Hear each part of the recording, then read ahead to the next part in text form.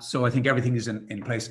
So really, in terms of such a wonderful and impressive array of speakers, there's probably very little that I can say. Just really to thank you so much. It's a busy period, extremely busy period for those involved in policy setting, decision making, policy planning, program planning, as it regards, of course, to the matter at hand today, which is cooperation between Africa and the European Union on science, technology, and innovation. And I suppose the meeting today, as far as I'm concerned, really is the other side of the coin to the meeting we had in early September, where many Africa-based actors presented much about their activities. So we're delighted to have them back, but also really extremely excited to get views from Brussels-based stakeholders and actors, and of course, in particular, from our esteemed colleagues at the European Commission, the European Investment Bank, and we have the Strategic Forum on International Cooperation. So really looking forward to this very, very intelligent group of commentators who know a lot. And one point I've stressed in the preparation of this meeting is that, in one sense, and I think it's important to highlight it, so it's not about the money. So today we're not going to be hearing anything about calls for proposals because, again, lots of reasons for that, but those decisions have not been completed. But we are very much looking forward to understanding the context that decisions are made, understanding the priorities that we're looking forward to, and of course, discussing with our collaborators from Africa and the European Union on how science matters, why it matters. And of course, we're living in a changed environment, world, and I think science has a huge role to play there.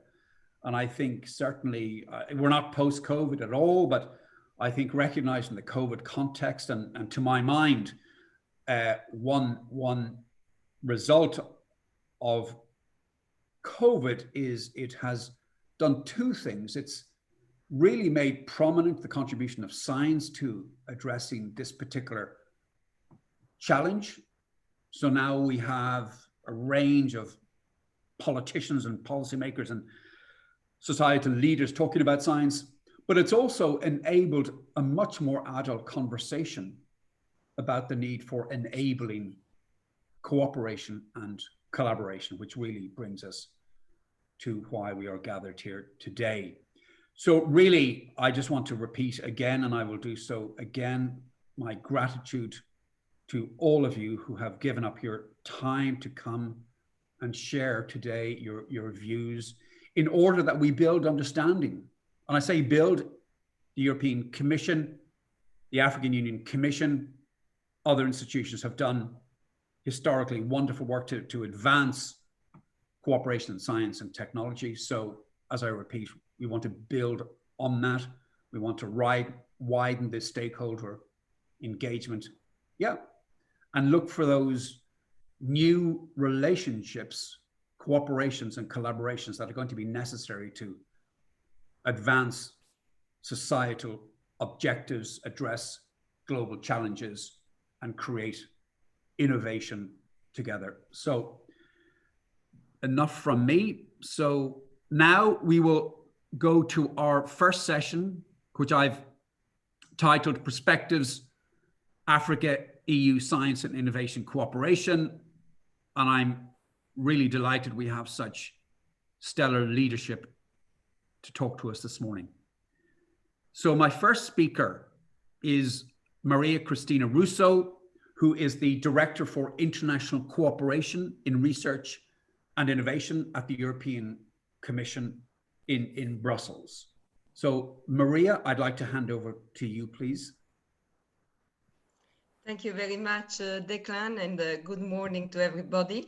As you say, the location do not matter a lot in this moment of time where we are working on virtual connection. So I'm glad to speak to you from Rome, but still I'm speaking on behalf of the European Commission. For me, it's music to my ear to speak about research and innovation cooperation between the EU and Africa. It do not matter a lot in this moment of time where we are working on virtual connection. So I'm glad to speak to you from Rome, but still I'm speaking on behalf of the European Commission.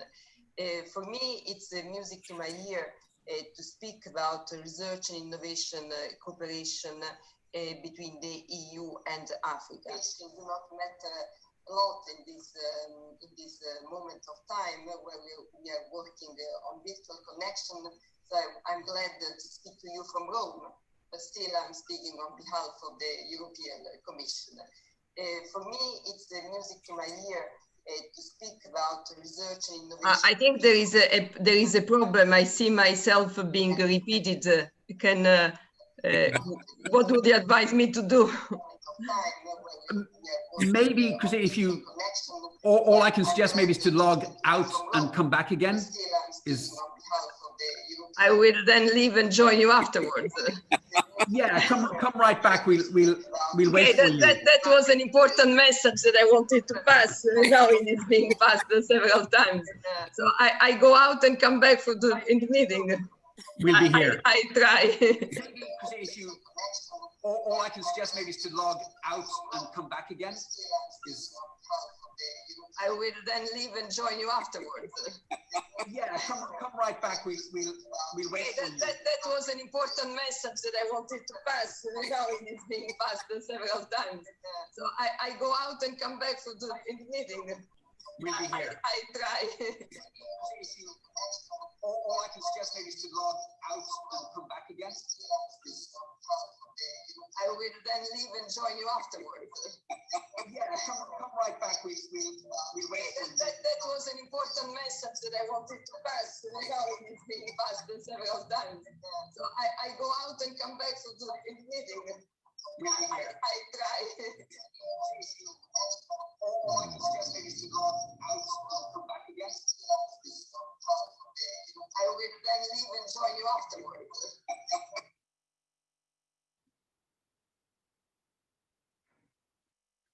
Okay, let's just hang on a second for Maria Christina.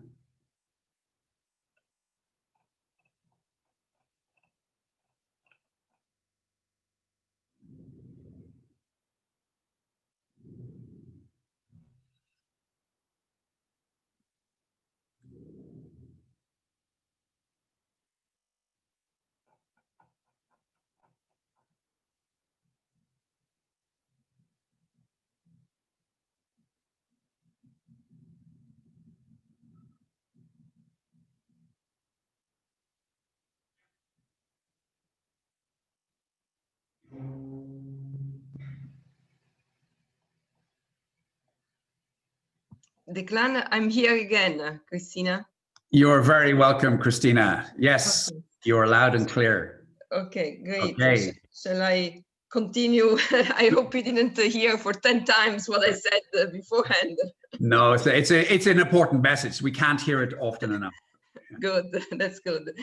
So just to say that that I think that it's important to highlight that the cooperation between the EU and Africa has taken a new impetus with this commission.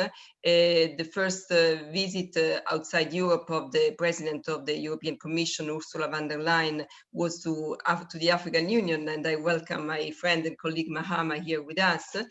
And we have adopted a new strategy, a new comprehensive strategy with Africa, which was one of the highlights in terms of policy documents of the Commission this year, adopted by the European Commission and the External Action Service. And in fact, it is based on 5 partnership areas and 10 actions.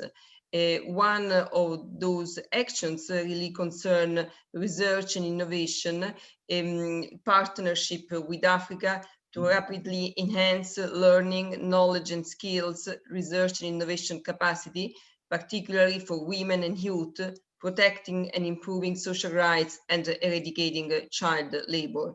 So this is also something which is very important for us, because it gives the highest political framework to this very important cooperation that we have in research and innovation with the African Union and with Africa. I will just say a couple of words on our high-level policy dialogue. That is the instrument that we use in order to frame the cooperation. We have a high-level policy dialogue that we steer in the European Commission together with the African Union, together with our member states and the member states of the African Union. It is a platform for regular exchanges on research and innovation policy, but it is also a platform in which we decide and we do coordinate activities on different sides, also within the European Commission. And my colleagues from other services will participate to this meeting later. And that is also very important, to the fact that the approach that we have is comprehensive in terms of putting together research and innovation with the other Commission policy from the development side and from the external relation.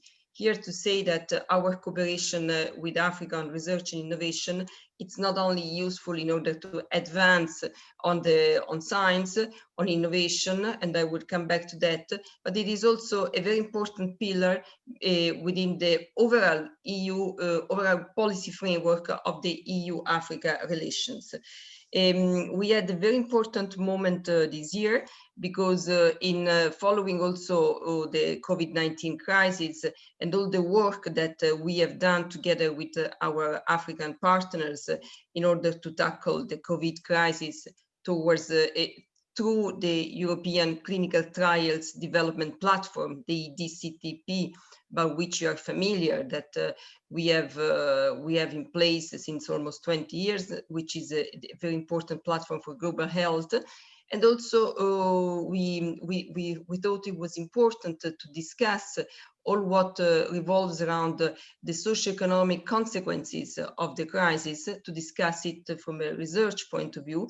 And that, and for these reasons, we have organized in July a ministerial meeting, the first ever EU-African Union ministerial meeting of research and innovation that took place on the 16th of July this year.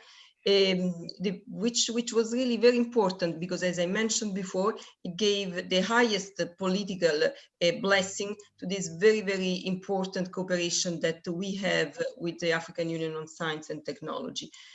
I will not be long on that, but just to say that the meeting was attended by 21 ministers of the African Union and 10 ministers from the European Union. Our Commissioner Gabriel was there, and the Commissioner from the African Union, Mrs. Agbor. And we have discussed on very important pillars for our future cooperation, and I'm heading on to the future, which are related to public health, to the green transition, to innovation and technology, and to all the framework capacities and conditions to enhance science cooperation. And these are the pillars in which we would like to concentrate our future activity. And I would just like to conclude my intervention here to say that heading on to the future, which are related to public health, to the green transition, to innovation and technology, and to all the framework capacities and conditions to enhance science cooperation. And these are the pillars in which we would like to concentrate our future activity. And I would just like to conclude my intervention here to say that heading on to the future, which are related to public health, to the green transition, to innovation and technology, and to all the framework capacities and conditions to enhance science cooperation. And these are the pillars in which we would like to concentrate our future activity. And I would just like to conclude my intervention here to say that... Declan, I think I should conclude the intervention here because we are again in the same path.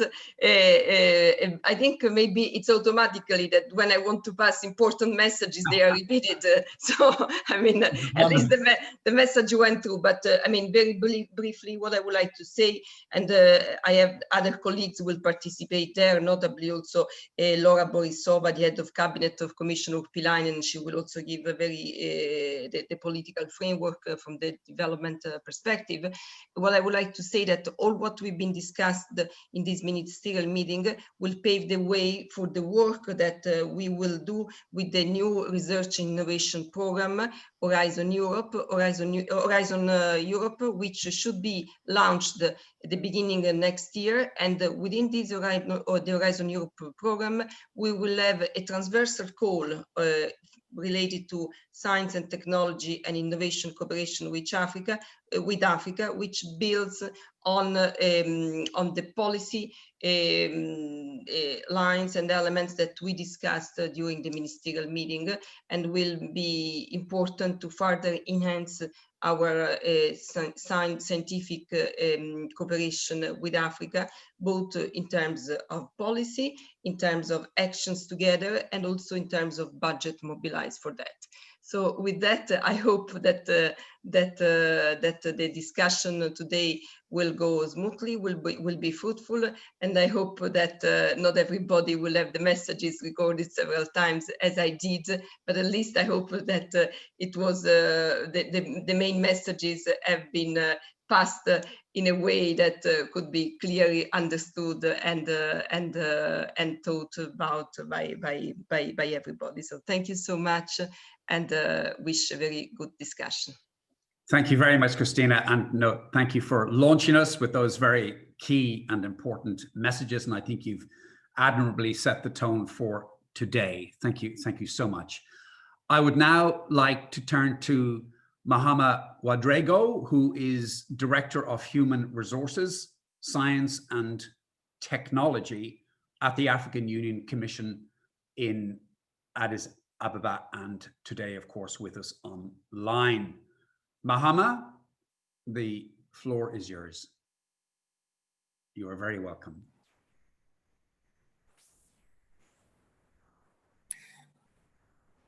Thank you, Declan, and good morning, everyone. Maria, Christina Russo, the Director for International Cooperation, Dan Dutoy, the Director General representing the Chair of the African Union, the Chair, the representative of the Chair of the Delegation to the Africa, Caribbean, Pacific, and of course yourself, Declan, Kiran. Good morning, and not to also forget the distinguished participant, because I see that we have more than 100 participants to this briefing meeting on EU support for science and innovation with Africa. Of course, we at the Commission, we are delighted to be a part of this meeting, which seek to really further enhance cooperation between the two continents. Our special gratitude to Declan and to the EU for accepting to organize this session, and also for inviting the Commission to be a part of it. I bring you greeting from the Commissioner, HRST, Her Excellency, Professor Sarah Anyang Akbo, who is really working hard to ensure that we have a successful cooperation in science and technology. As you know, from the African side, our policy in STI is guided by STISA 2024, which is really the first of a 10-year strategy within Agenda 2063. So we are hoping that by the time we reach 2063, we'll have such 5 strategy on science and technology, which basically will be advising on how we can really use science to address challenges that Africa is facing. STISA 2024 outlined the importance of cooperation in STI, in line with also previous frameworks and policy, such as the Lagos Plan of Action, the Consultative Plan of Action on Science, Technology, and Innovation, to cite by these few.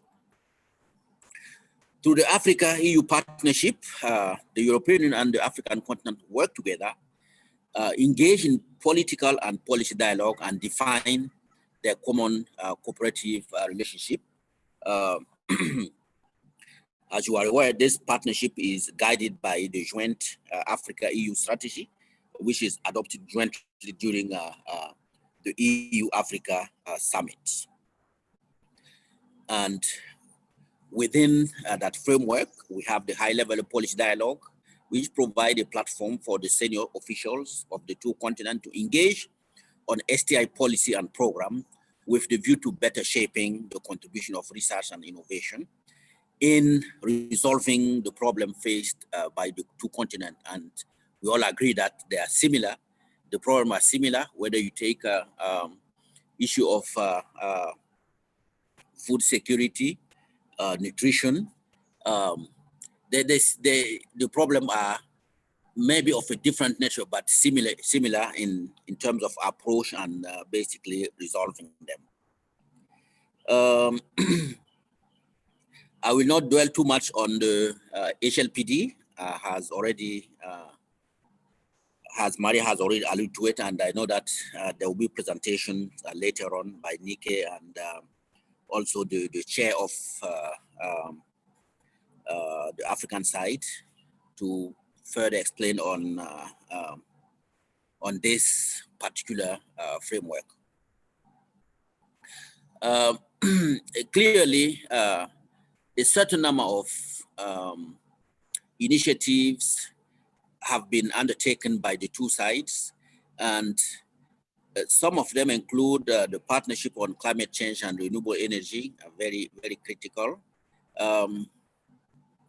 And the health issue already mentioned by Maria, and not to forget also issue on sustainable intensification, agriculture and food system for nutrition, and expansion and improvement of agricultural trade and market, etc., etc.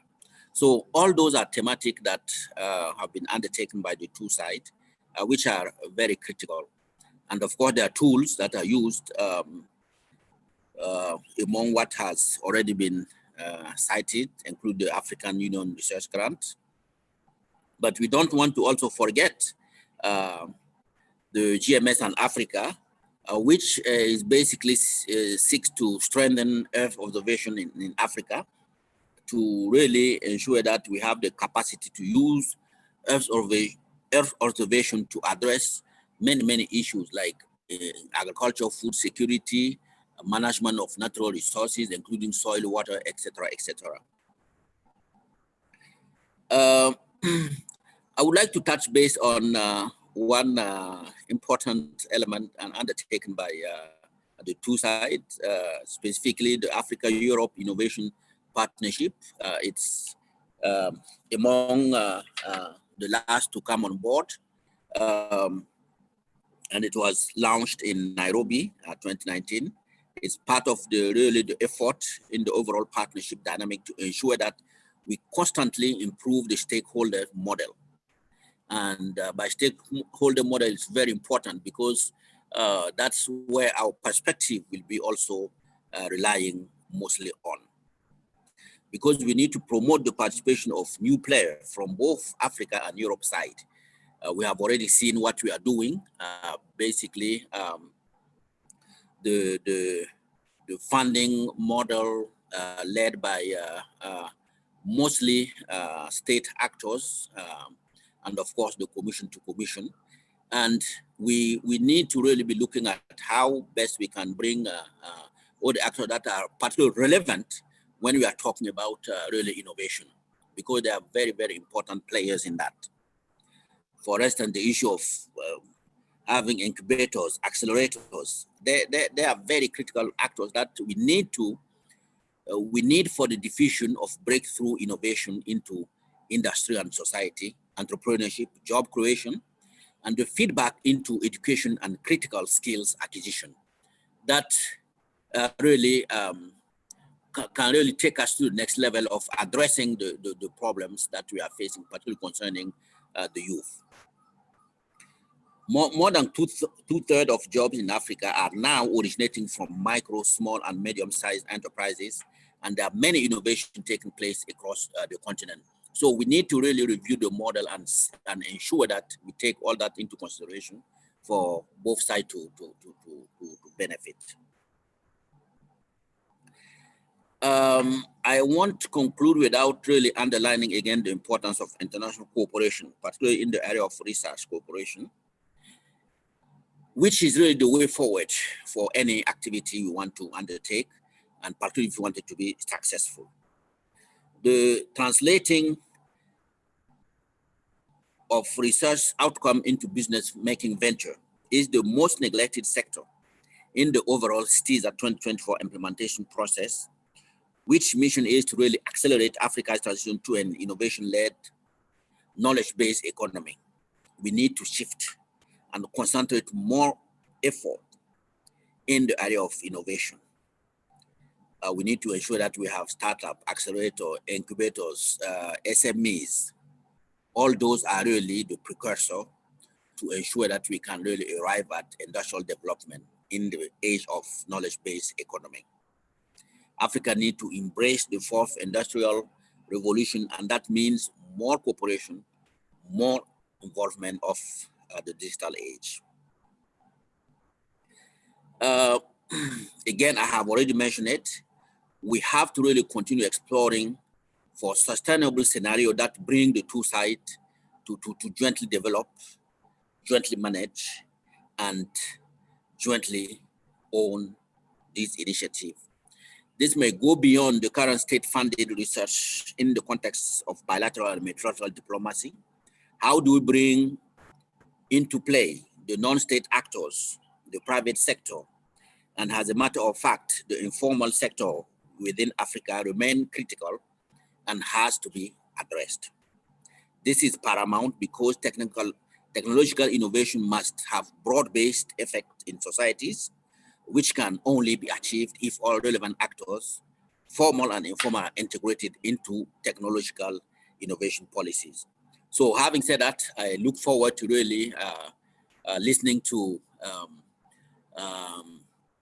this strategy, this African strategy developed by the EU side, and definitely we look forward to ensuring that what we are doing together really benefit both Europe and Africa. I thank you for your patience to listen to me. Thank you very much, Mohammed, and it is always a delight to listen to you. And from my perspective, I just want to extend my appreciation for you highlighting the need to extend the range of stakeholders and actors in both Europe and Africa. And I think this is increasingly symptomatic of innovation to address major challenges. So that's going to be hugely important. So thank you for highlighting that. Now I would like to turn to Mr. Dan du Toit, who is the Deputy Director General for International Cooperation and Resources at the Department of Science and Innovation in South Africa. Dan? Good morning, Declan. Good morning. And, good morning, Dan. Dear colleagues and friends. It's really delightful to see so many partners of many years gathered for this call. And I think one should congratulate the AERAP community and you, Declan, specifically for not only organizing this very impressive program, but also mobilizing such a strong cohort of stakeholders. I would like to just also recognize and extend my greetings to Maria Christina Russo from the European Commission and Mohamed Ouedraogo of the African Union Commission, who are old friends and partners. And I think on both continents, I can speak for all member states. we are really privileged that we have such committed and dedicated officials at the helm of our bi-regional cooperation. So I'm speaking to you as a representative of the South African government, which currently holds the chair of the African Union. But more than that, I'm speaking to you as a government which has historically been associated with AERAP and indeed has been one of AERAP's first supporters. And I thought the most appropriate message I could bring to you this morning was to just briefly reflect from a South African perspective why historically supporting AERAP has been important for us. And we should recall that AERAP was established in 2012. Secondly, why AERAP today, in our view, remains so important. And then thirdly, just looking into the future, share with you the motivation why we will continue to support AERAP in its engagements. Now, I think it's always almost like a benchmark of success if you start using an acronym and everyone knows the acronym, but hardly anyone knows what the acronym originally stood for. And I think AERAP has arrived there. As you correctly said, Declan, it's really a platform for Africa-European science collaboration. But of course, we should recall that historically in 2012, it was established as the Africa-European Radio Astronomy Platform with, at its origins, a core mission to promote collaboration between Africa and Europe in that various and most exciting of scientific disciplines, radio astronomy. And let me say that at the outset, we are absolutely delighted and fully support the evolution of AERAP over the years to has become this comprehensive platform for supporting collaboration, because that's really what it's all about. It's how we work across between disciplines to harness science for the well-being of society. But in 2012, it was important for South Africa to support AERAP, not only because as a country, we are firmly committed to astronomy as one of our priority science missions, because astronomy really is, in our view, perhaps the tool per excellence to encourage public understanding and awareness, as specifically amongst the young in science. But we thought that at the time, building on and complementing the existing strong collaboration in, say, public health research, agricultural research, environmental research, value needed to be added by extending the Africa-European collaboration with a focus on frontier science. If you want to use that terminology, even basic science. It was important for the comprehensive Africa-European science partnership to be, in our view, all-inclusive and also includes those disciplines which sometimes perhaps do not receive the attention in priority cooperation instruments. So that was the first reason. Secondly, we also thought that at the time, we needed to emphasize the case why collaboration between Africa and Europe, specifically in research infrastructure, is so crucial. We all know that research infrastructures require a collective international effort, not least because specifically large-scale facilities, they often tend to be very expensive to build and to operate. So continents and countries need to join forces and they work together on projects such as the Square Kilometre Array, in which Europe is a leading historic partner, which South Africa is co-hosting with Australia, really provided for us the excellent vehicle to highlight why research infrastructure collaboration should be at the heart of Africa-European collaboration. But then most importantly, perhaps, it was very much looking to the forward, and perhaps AERAP was ahead of its time in 2012. Today, of course, the world is abuzz with talk about the digital economy, digitization, big data, the fourth industrial revolution, etc. But the founding mothers and fathers of AERAP at the time had really said, this is a platform which should prepare and equip the next generation of young African and young European researchers to work together in these new disruptive technologies, specifically such as big data. So it made ample strategic sense for us to support this pioneering effort in 2012, and it still is today. We think that practically AERAP plays a very important role in order to guide African and European research communities to work together through really a plethora of collaboration instruments. And I think your agenda today, Declan, really showcases that to us. You're correct. We're not going to be speaking about calls for proposals, but different speakers will present different programs and initiatives. And I think it's really, again, to the credit of the likes of Christina and Mahama, that under their custodianship and leadership, we have seen this tremendous growth in opportunities for Africa-European collaboration. So a platform such as AERAP, which makes those opportunities more accessible certainly in our view, deserves full support. But it's not only about understanding and navigating these instruments, it's also about having the partnerships. And here, connecting our research communities in Africa and Europe remains as crucial as ever.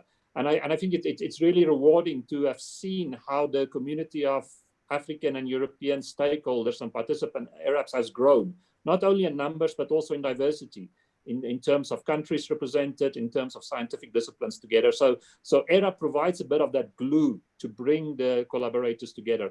But I think thirdly, and why this is so important, you also provide an almost unique platform. And this is perhaps where AERAP has a niche for connecting the research community with policymakers and decision makers.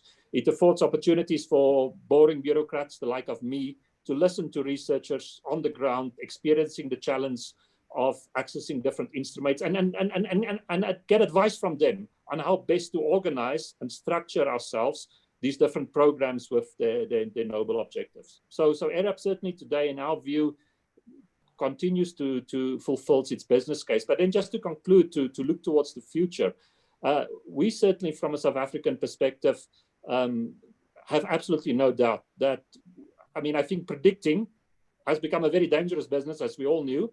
I recently looked back at a publication from a well-known newspaper, which I'm sure many of us buy, The World in 2020, which I bought last November. And what that authoritative publication said about the world in 2020, of course, didn't exactly turn out the way it was. So I don't want to make any predictions on the world on 2021 or 2022. But from a South African perspective, we are intimately convinced that closer collaboration between Africa and Europe will be as crucial as ever. There are many things which bind our continents together. We have a shared destiny, and we also share, most crucially, values. And at the heart of that partnership will continue to be science, technology, and innovation. So we think that AERAP has a critical role to help us build this ecosystem, this overall ecosystem of dynamic innovation and research links between Africa and Europe. It will support the growth of the next generation of African and European researchers, which I think needs all the interventions we can muster to build that privileged relationship, which is an historic one, but we must not, like nothing in life should be taken for granted. The societal challenges we have faced this year, like the pandemic, etc., just further augments the need for continued investment in research and innovation and international cooperation in those programs. But then more specifically, by making the link with society, AERAP will help us to guide these programs to ensure that not only do they assist Europe and Africa with our respective objectives for enhanced economic growth and competitiveness, but also to ensure inclusive and social development. And that perhaps, I'm sure many of us on this call will agree, is one of, there's the pandemic, there's climate change, there's food security, but at the heart of many of these societal challenges is the inequalities of this world, which continues to rise. And then we certainly feel that the type of collaboration AERAP enables can help us to build a more inclusive and an equal world. And as Christina said, I want to strongly align myself with her. We should see this collaboration as an integral part of the overall joint Africa-European cooperation framework.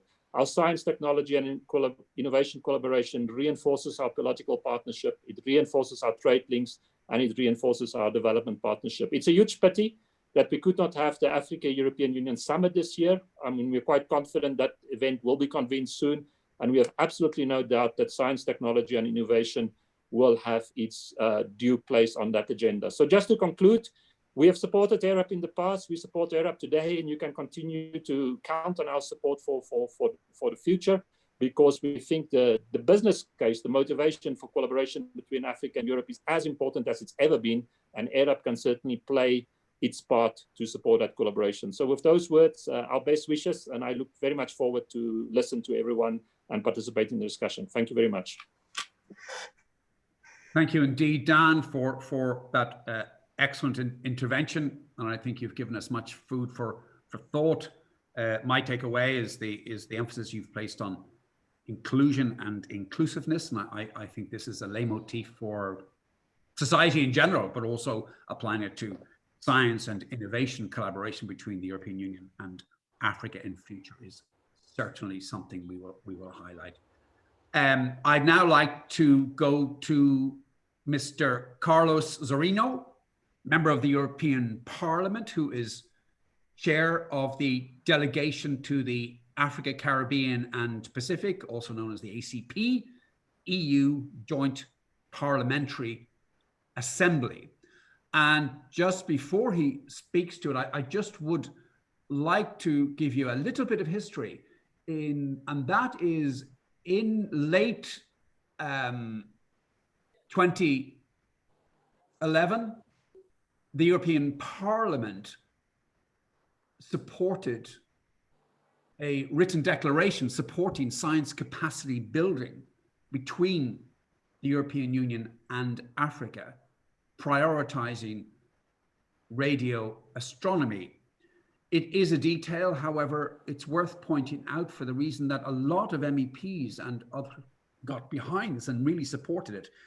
And at the time as well, I think it was quite significant because it helped inform the development agenda, development policy, to one which then increasingly and continues today to support and recognize the contribution of science to broadly what we know as the development agenda, although that is increasingly changing and advancing and is influenced by many ongoing developments. So more on that later. And of course, we will hear from the SKA later in the day. So, Mr. Zorino, I'll hand over to you. Thank you very much. You're very welcome. Good morning. Okay, thank you, Declan, for the invitation. It's an honor for me to be part of a so high-level panel talking from Évora, Portugal. Now, with the pandemics, we are in all the geographies in the world. As co-chair of the ACP, European Union Joint Parliamentary Assembly, we are working very hard to maintain and reinforce the parliamentary dimension of the post-Cotonou agreement. This is part of a multilateral vision to achieve a more sustainable globalization. And really, science, technology, knowledge, and innovation are the stronger enablers that we can use to achieve these goals. So, as you know, the European Union attaches utmost importance in science, technology, and innovation. STI is recognized as a very effective driver for sustainable development and economic growth, and it's proven by the increased budget dedicated over time. And the COVID crisis has further highlighted the importance of science, technology, and innovation, putting it at the top of the political agenda together with international cooperation for finding common solutions to the consequences of the pandemic. So the STI sector has the capacity to provide novel solutions, create new synergies, support green and digital transition, as well as economic diversification, international cooperation, and really STI would benefit both European Union and Africa.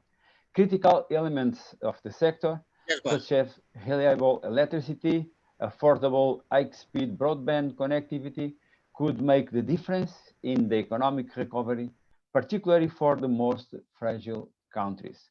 The European Union and Africa are natural partners, and the importance of research and innovation partnership between the EU and Africa is part of the strategy for Africa. You know, you are now working on that. I'm a rapporteur in the European Union of the initiative report about the strategy Africa European Union. We now seem to approve that in summit, perhaps in Portugal, perhaps in next spring, we will see.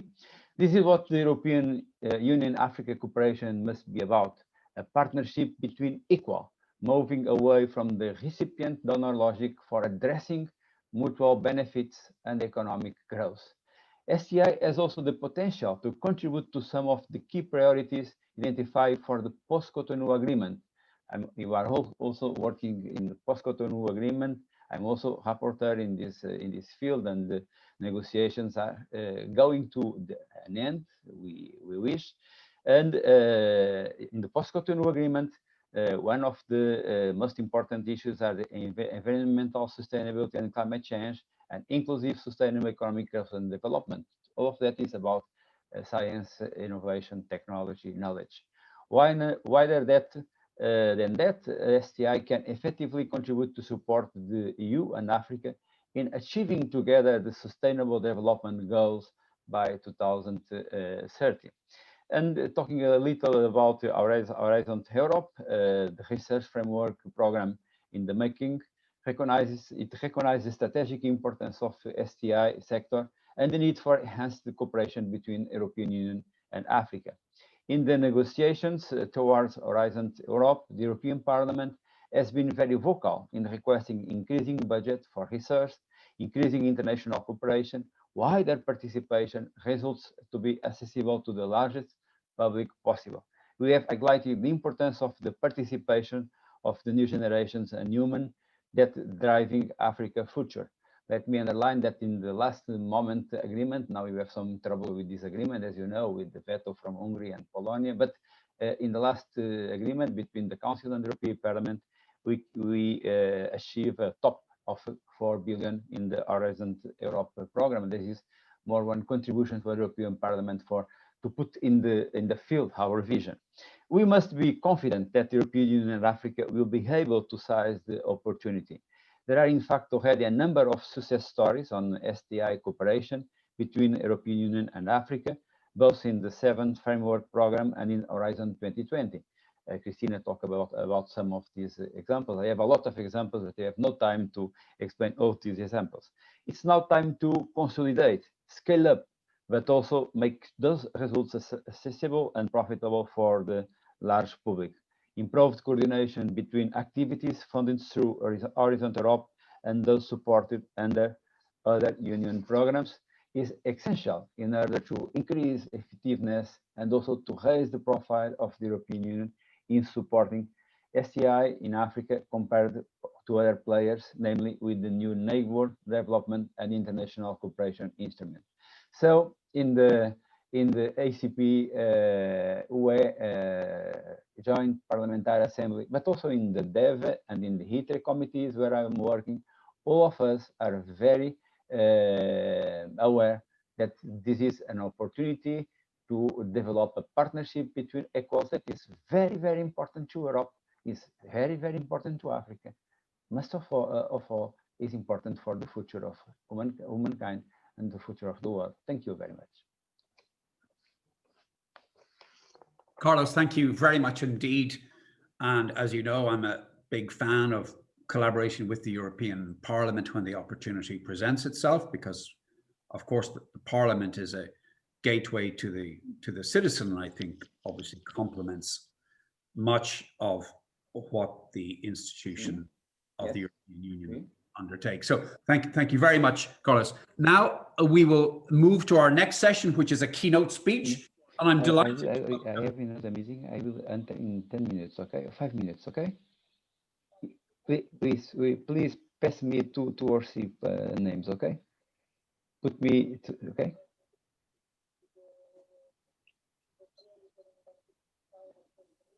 Five minutes, okay? Okay, because Laura, do we have you here? Yes, Declan, can you hear me?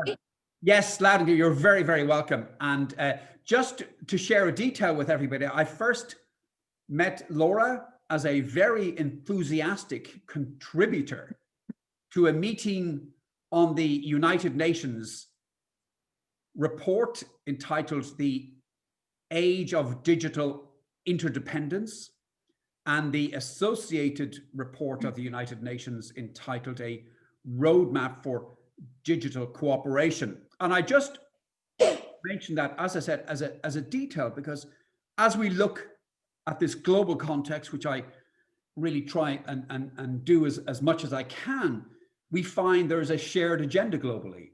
And of course, digital technologies will enable that to a major extent. So that was my first introduction to Laura, and she has been a fantastic sounding board on science within the context of the wider European partnership agenda. And of course, science is all about partnerships. And I think that's true now. It was true 100 years ago, and it'll be true in 100 years from now. So, and as Mahama mentioned earlier, enabling this partnership, engagement, and stakeholders is something that AERAP drives and is fundamental to everything we will be talking about today. So Laura, you're very welcome. Delighted to have you, and the floor is yours.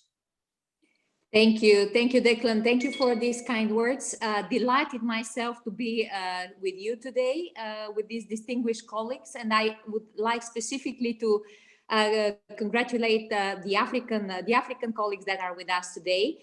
Now, what you asked me to do is a keynote speech, which I will not do with your permission, because I think it would be nice, also in light of what just happened, this very much interactive presentation and comments and reflections coming from colleagues, that basically I do the same.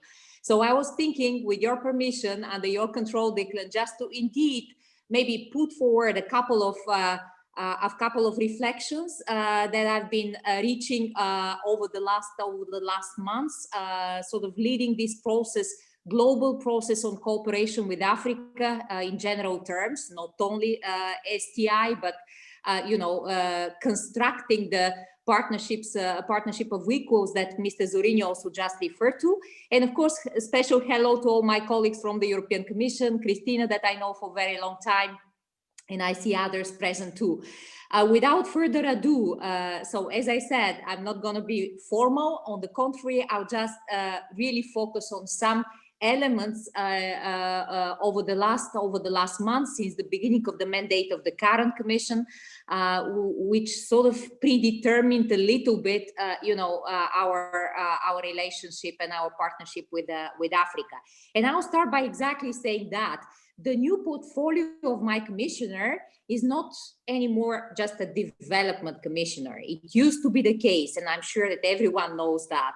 Now it's called international partnership. And I think that's a very, very symbolic way of defining our relationship towards partners. By the way, not just in Africa, but also elsewhere. And this is a little bit, I use that a little bit as a mantra to explain, as you said, the breadth of the policies and tools that we use. So as Christina, but also Mr. Zorrinho and others mentioned already, we have indeed last March published our proposal for a new strategy with, and I would like to underline the with Africa. It's not the European view on what our African partners should do, not at all. It's a sort of a comprehensive way of working together. It's a comprehensive way of going or wishing to reach a joint up approach. Now, what I get more and more lately is basically the question to what extent all the priorities, all the partnerships in this strategy need to be updated because of COVID, because of the current context, etc. And my answer is always the same. On the contrary, I think those priorities are more and more valid. They're as valid as they were in March, even though we basically published this strategy only 2 days before the pandemic hit. So what are those partnerships? A very quick recall. We have indeed the green transition and digital transition as very high priorities. And then we also have sustainable growth and jobs, peace and security, and migration and mobility. Under migration and mobility, which is of course a sensitive issue, we also have, I just make a very quick reference, the post-Cotonou agreement, which Mr. Zorrinho just referred to, and indeed we are there sort of going to reach the final stages of negotiations in the next days. So as I said, we have those 5 big priorities, but next to that, we have, of course, other key cross-cutting themes. Of course, science, innovation, research is a very crucial part of that. We also have youth and gender, education and inequalities, on which it is important again to work together as they clearly define our own joint future. Now, in parallel to the very broad consultations that we have launched on these partnerships of the Africa strategy since last June in various formats, but also through the Friends of Europe network, we have been having a very interactive discussions on the various partnerships involving many of our African Union Commission partners, but also other African partners not working necessarily just in the African Union Commission. We have also in parallel worked on something, I think with some proud I can refer to, which has been the Team Europe global response to the pandemic. Why Team Europe? And that's one of the first precedents that Europe also tried as much as possible to demonstrate its unity in order to adequately respond to the crisis, because we have done this together, all EU institutions, so the European Commission leading this process, of course, together with our member states and with the international financial institutions. So together with this Team Europe approach, we have come up with a package of almost 39 billion euro, out of which big part was basically going to Africa, in order indeed to allow our African partners to face the consequences, not just humanitarian, but also socio-economic consequences of the pandemic. That's an approach, and this is why I refer to that, Team Europe, that we would like also to apply in the upcoming stages of the programming process that is starting soon. For many of the African partners that also listen to us today, you know that indeed this big budget of the European Union is being negotiated. Hopefully we'll find a way out very, very soon, and we'll then start the programming exercise. And we would like to apply in a very constructive way exactly the same approach I referred to. We had European Council conclusions last October, and I'm certainly not the perfect bureaucrat, so I'm not going to read those conclusions, but I would just like to very briefly refer to 2 points in those conclusions that are basically focusing on Africa, and that's the points on debt. First, debt relief or debt restructuring, as many African countries are certainly concerned, and we are definitely trying to also advance on that. The European Commission is actively engaging with international financial institutions, also the G20 and the Paris Club, in order indeed to basically extend the debt services suspension initiative. I know how important is that for Africa to basically free up some fiscal space in order to invest indeed in other urgencies, and certainly research innovation is one of those. We also try certainly to better in this build back better theory, or not just theory but idea. We try to link much better the investment with the implementation of the Sustainable Development Goals, and that's a very important priority for my commissioner personally, you know, to make this link as clear as possible. As part also of the Africa strategy, our development efforts in Africa are more and more focusing basically on youth and women. I don't need to explain the importance of youth everywhere in the world, but especially in Africa. We have such a young continent brimming with confidence, and we certainly want to, you know, have this youth much more involved in the decision-making process, in the policy dialogues. We want to support them in fulfilling their potential and helping them to be part of this overall transformation of Africa. And for example, just to give you an example, by the way, it's an example that I gave yesterday when making a speech to the European Business Summit, another very, very important meeting this week. We will launch soon a significant initiative to support more than 2,500 women-led businesses across Africa with seed capital and startup technical assistance. I think that's a very, very important point to keep in mind, and to make sure that actually also African partners come back to us with more initiatives linked to that. My last point, Declan, before basically allowing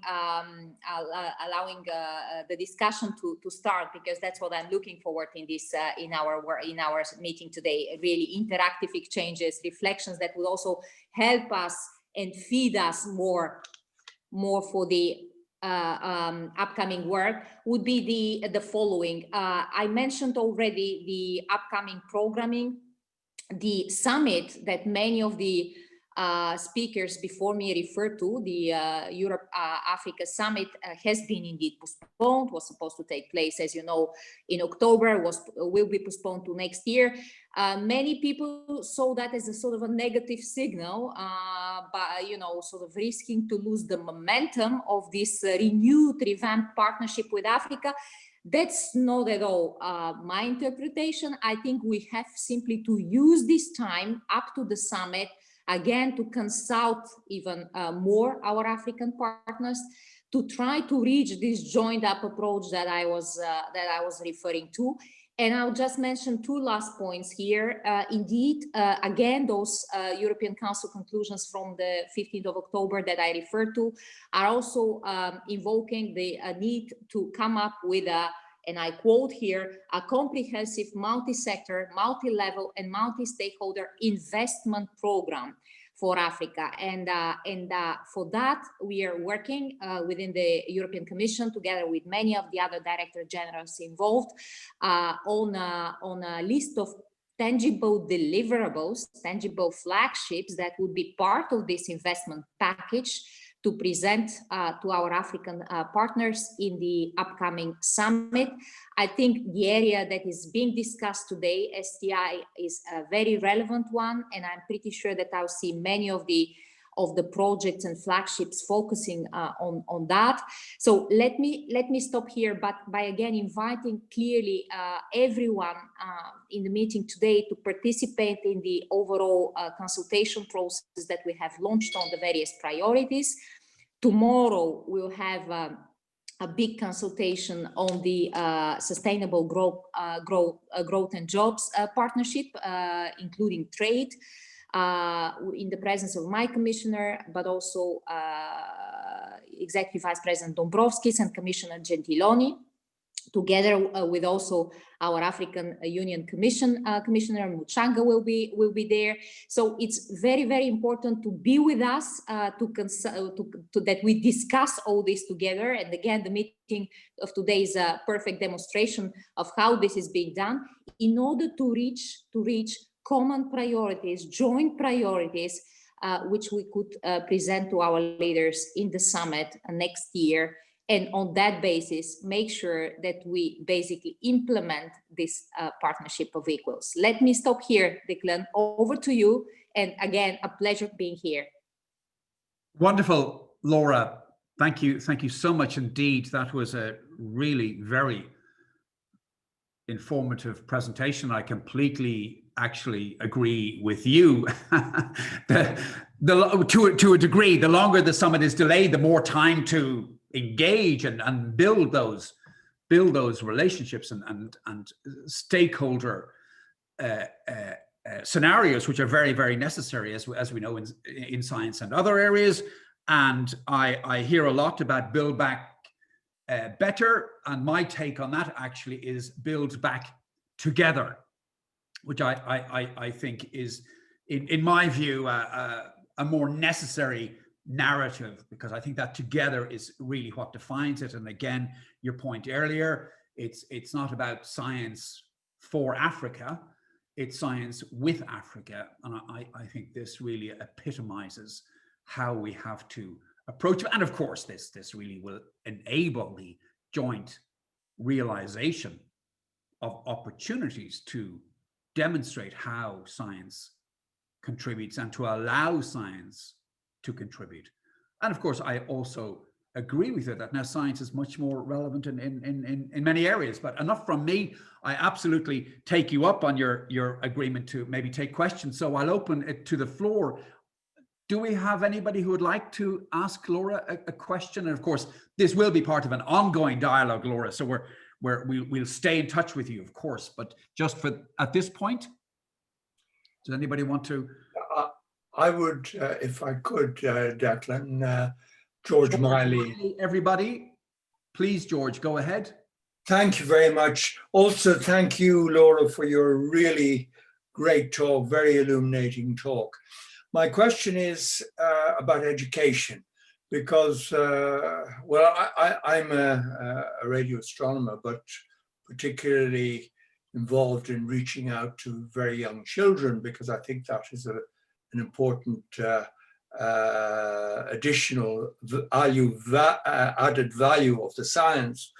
And I'm wondering how you would see linking the research, collaborative research, to education and other aspects of capacity building, and not just having the science itself, but making it clearly that education and reaching out to young people should be an important byproduct of it.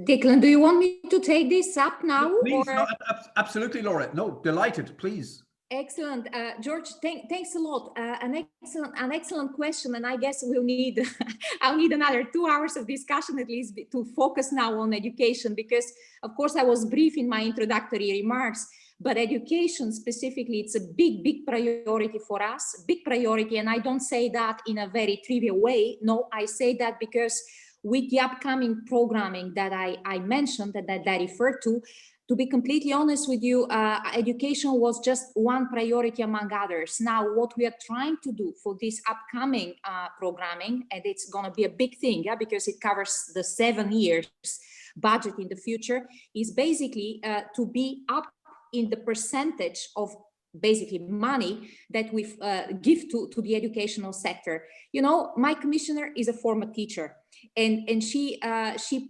pays an important, very important attention to that. This is why I mentioned in my brief remarks the engagement of youth in Africa, but she's very adamant about indeed increasing the percentage, in fact, on human development, and what she would like to see in order to be concrete.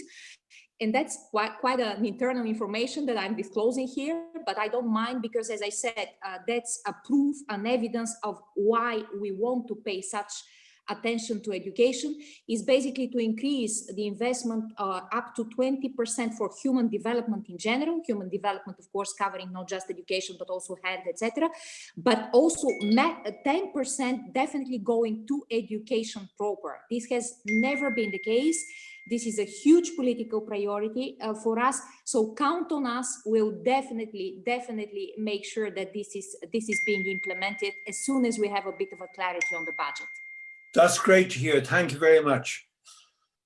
Thank you very much for that question, George. And maybe just my minor contribution to the discussion is I'm delighted to see a very strong reference to education in the recent European research area communication from the Commission. So I'm sure we're going to see more reference to education in today's discussions, and of course looking forward to it appearing at policy and program level in a way which is more proximate to science and innovation than perhaps it has been. No, thank you all so much. Any more immediate questions for Laura? Again, we will be in touch online and in other ways, so it's not your only opportunity. So if there's no immediate, sorry, who is that? This is Kevin Naidu. I'm in South Africa. I'm in an area called scientific computing, and I just wanted to know, sort of by way of example, what sort of programs or what kinds of things would you find interesting? And I'll tell you why I asked this, is because I often find that with the relationships and with funding in Africa, there's a lot of emphasis on a very, if you like, a developmental aspect of research, which means that it's very close to implementation, as opposed to more sort of fundamental research that builds the machinery of the technology that could then stay inside the country. So if you like, it's you really what you're looking for is sort of building know-how and technologies in the country that is of a more fundamental nature, rather than something that where you're buying components and pulling them in from outside to give you a more concrete deliverable, which is more developmental, if you like, rather than sort of fundamental and basic research. Thank you very much, Kevin. Laura, is that something you'd be prepared to respond to? Thank you, Declan, and thanks, Kevin. No, to be completely honest, I'm not an expert in this specific area, so I'll probably leave it to colleagues who know much more in these specific areas, and that's of course Christina and the colleagues from RTD. One advice though, what I would really appreciate and what I would really encourage you to do, Kevin, and I'm sure you're probably doing that, is indeed to be in touch also with our delegations, EU delegations on the ground. I think it's a very important engagement there, and we have encouraged them to be as clear as possible on the so-called new priorities, of course, of this commission, new geopolitical, but not just geopolitical, political and strategic priorities of the commission. And we are right now, the time is ripe exactly to do that now, because we are in the sort of what we call internally pre-programming exercise, programming to start soon. So that's basically the way to find clarity and maybe exchange with the delegation on the ground. And by the way, the one you have is rather active. So do not hesitate to do this. This would be really my advice. Again, probably you do it on the specific, frankly, more technical expertise-wise aspects. I'll leave it to colleagues who really would deal with that. And if necessary, I can come back, of course, later. Thank you very much, Laura. And indeed, I do know this topic will be dealt with during the day. Hello? May I ask a question? Please, who is this? I am Vijit from Kerala, Government of Kerala. I am working as Assistant Development Commissioner in Rural Development Department in the Government of Kerala, India. You're very welcome. Shall I ask a question? Please. Okay. Actually, could you elaborate on the interventions related to the development of primitive and vulnerable tribes in African continents? Just if I could intervene there, Mr. Bhutan, that's a very, very good question, but it's probably too specific for this space in the agenda. Please, if you could put that question in the chat, we will certainly get you an answer to that question. So thank you so much for intervening. Please, if you could do that, we'll come right back to you. So thank you very much. I would now like us to proceed with the program. And I'm very pleased to welcome Mrs. Nienke Buisman from the International Directorate dealing with Africa in the European Commission's DG for Research and Innovation. And Nienke is going to talk to us about the high-level policy dialogue on science and technology and innovation, which has been much referenced by the preceding speakers. Nienke, can you hear me? Yes, morning, Declan. I'm here. Can you hear me? Loud and clear. You're very welcome, Nienke. Thank you. Okay, very good. Yes, so good morning to everyone. I'm very happy to be here. We exchanged a lot with Declan on the program, so I'm very happy to see so many people connected, and especially so many people who have been really part of this partnership over the last 10 years. So indeed, I was asked to say a bit more on the high-level policy dialogue on science, technology, and innovation. You've heard a lot already, amongst others, from my director, Ms. Russo, Mr. Mahama Wadrago from the African Union Commission, and Mr. Dan Dutoit. We work a lot together on this, and so I will just try to focus a little bit on how it works and give some specific examples of what we've done so far, and give some of our ideas for the future. Many of the pillars of this dialogue are on the agenda today, so it's really an exciting program. So as you heard, I mean, this platform is really a platform for regular exchange on research and innovation, and it was established in 2010. And I think it's really a great example of a partnership of equals. We've mentioned this several times this morning. We are, through this dialogue between the European Union and the African Union, really formulating our priorities, agreeing on priorities in science, technology, and innovation together. And we're also really implementing these together through the several projects, programs, and I will give some examples. As I said, we have several high-level meetings. The first ministerial meeting was held on the 16th of July. Christina referred to it earlier today with the participation of both Commissioners Gabriel and Commissioner Akbar. And we also have regular senior officials meetings every second year. The whole process is managed by a bureau, as we call it. Which I co-chair together with Mr. James Kazigwa from Uganda. Unfortunately, James was on the program, but unfortunately he couldn't be with us today. But it would have been nice to explain this all together to you. He is presenting the African Union now in this dialogue as chair of the AU Specialized Technical Committee on Education, Science and Technology. And as I said, many of the members of the Bureau, there are several member states on the European Union side and on the African Union side. And I see that several are connected to this briefing this morning. So great to see. We have quite a structured collaboration in the framework of this dialogue. We have at the moment 4 partnerships.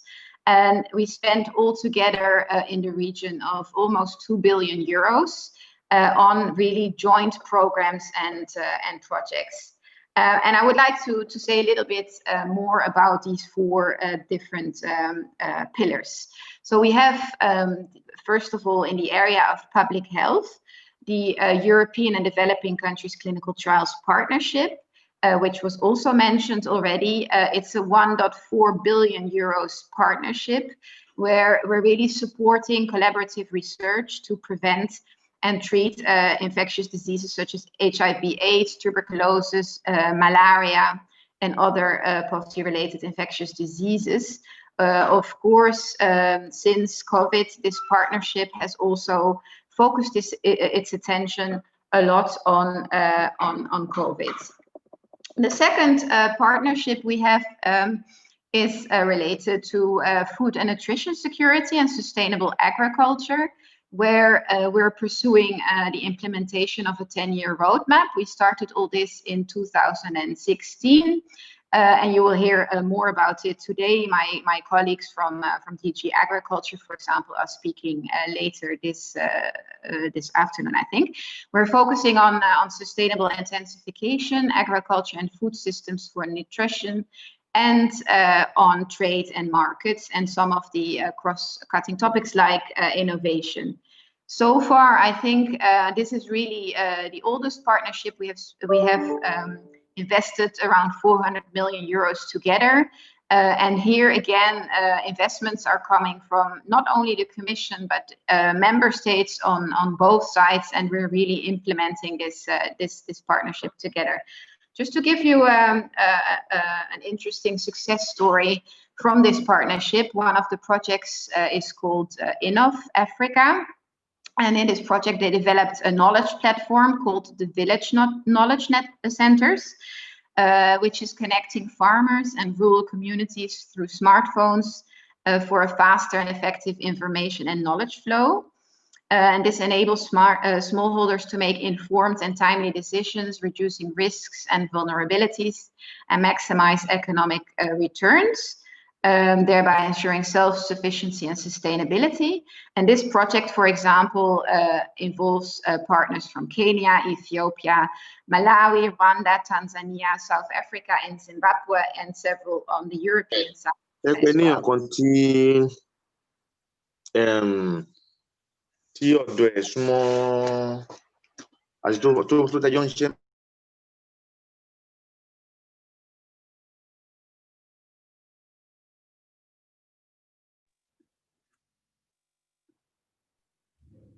You are muted, Nenke.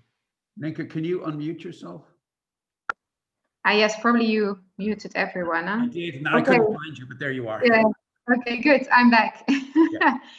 Good. So yes, the third area we're working on is in climate change and sustainable energy. We have a research and innovation partnership in this domain that was set up, agreed on at the last summit between both continents. This is a more recent partnership, so we have invested for the moment around 80 million euros in it. But I think there are two examples, interesting examples to mention. One is the current call of the Green Deal, where we are aiming at setting up 5 demonstrators in Africa on renewable energy. And this is a 40 million call. And also, once again, a real great example of collaboration between the two continents is the LEAP Renewable Energy Project. It's a 35 million project with 96 different research partners, 51 from Africa and the rest coming from Europe. So an enormous project of collaboration between researchers on both sides. And we are launching this in January next year. The fourth example I would like to give, and you've heard about it already, Mahama mentioned it earlier today. It's the more recent partnership on innovation, and it's really a pilot we're running with a few, not a lot of money. We launched it in September 2019, but it's extremely successful. It's a bottom-up project. Linking incubators, startups, the whole innovation ecosystem on both sides. And at the moment, it has resulted in 30 tech hub partnerships already, building a really promising network of more than 900 innovation actors, entrepreneurs, and agents of innovation over 75 countries of Europe and Africa. So a really big network that started very small with very little money, but as it is bottom up, it's quickly proliferating. And we are now very happy to launch the successor of this project early next year as well, where we're aiming to create really sustainable business networks and centers between both continents, provide dedicated support services to incubators, providing soft landing spaces, etc. So an exciting new development in the context of our partnership. So this is what we have done so far. Let me finalize a little bit with some forward-looking messages. As my director told you this morning, we held the Ministerial in July, and there both continents agreed on 4 pillars for the future: public health, green transition, innovation and technology, and capacities for science. And I would just like to give you some examples of really specific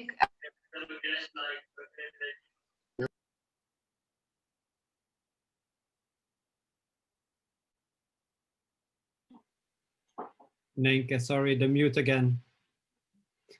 Okay.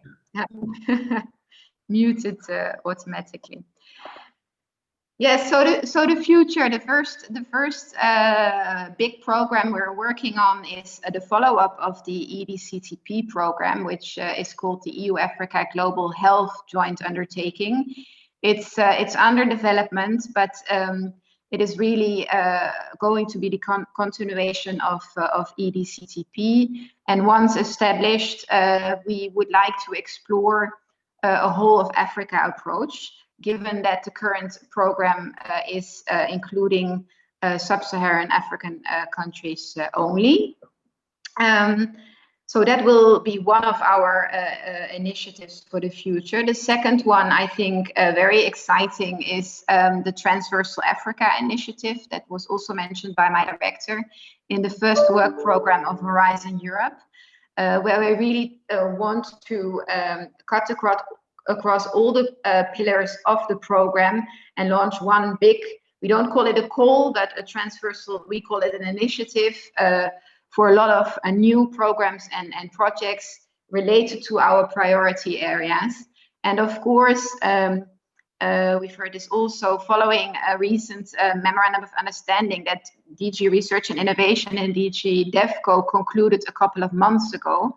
We really want to identify and valorize on the possible synergies between Horizon Europe and the Neighborhood Development and International Cooperation Instrument on the other hand. So we are really working on this very hard at the moment. Finally, we also aim at stepping up our communication efforts around this cooperation, and we're in the process of developing and hopefully launching later, probably early next year, a new platform, website, and a communication strategy. Really, not just for researchers and academics, but for everyone, member states on both sides involved in this partnership. And I think I'll leave it at that because I gave many examples already, and the program is large today. I have many colleagues speaking on different pillars of this partnership, and they will certainly come with more specific examples. So. That will be it for me, Declan. Back to you. Thank you. Thank you so much, Nienke. And you've shared a lot of wonderful detail. And of course, we will be capturing much of what is said today in a summary report. So I think we can look forward to containing key information in that report and dissemination that widely. So thank you so much. And of course, as always, we have the chat if people want to ask a question either now or for later. So Nienke, it just remains for me to thank you for your contribution and for your grateful assistance in making this meeting possible. So we will be in touch. And as you say, many of your wonderful colleagues are here today from a number of DGs, which I think really epitomizes what you have said and what Laura has spoken about in terms of the, if you like, relevance and importance of science broadly to European policy engagement with Africa. So thank you very much, Nienke. And you did outline the key areas, and indeed other speakers have also. So now we proceed to key area 1, which is public health. And we are very grateful for the presence of Professor Marcel Tanner, who is the High Representative for Europe, European and Developing Countries Clinical Trials Partnership. Professor Tanner, do you hear me?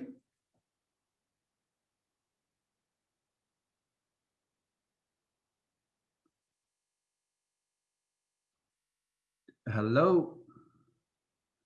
I did see him going by. Okay.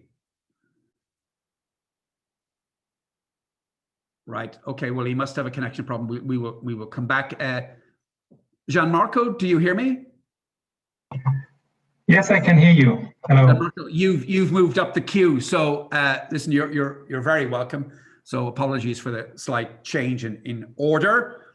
Gianmarco Müller is the Science and Technology Advisor at the European External Action Service in Brussels. So delighted to have this perspective from the EU's, what I might call a Department of Foreign Affairs, but formally, of course, it's the European External Action Service. And I think the presence of Gianmarco in this landscape again illustrates the importance of science to broad external policy and policy relations globally and indeed with Africa. So Gianmarco, the floor is yours.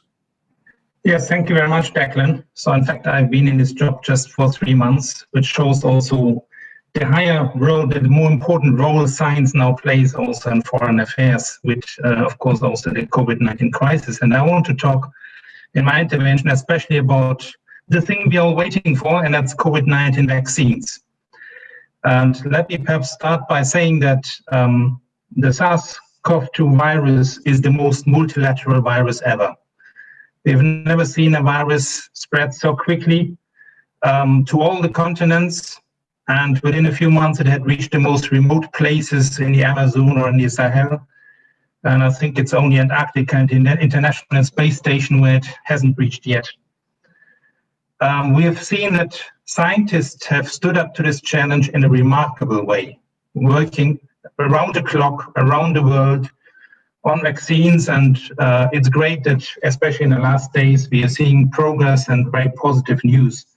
Where in the past, the development of a vaccine could take 10 years. Now scientists managed to come up within a year with a vaccine for a virus we didn't know less than a year ago. So that's very good. But of course, it's not just a scientific race for a vaccine. We also have seen the geopolitics in it. We've seen countries prematurely approving vaccines just for the sake of being able to say we are the winners. We are seeing countries saying, yes, we are producing vaccines just for our citizens. We have seen countries saying, yes, you get our vaccines against political favors. And of course, there's the fear, and of course, we've also seen countries doing advanced purchase agreements with different vaccine companies, and the European Union is no exception to that. And there's fear that Africa, in a way, is a kind of at the end of the queue, as we've seen repeatedly in the past, and as we've seen also with, for instance, protective equipment in the COVID crisis.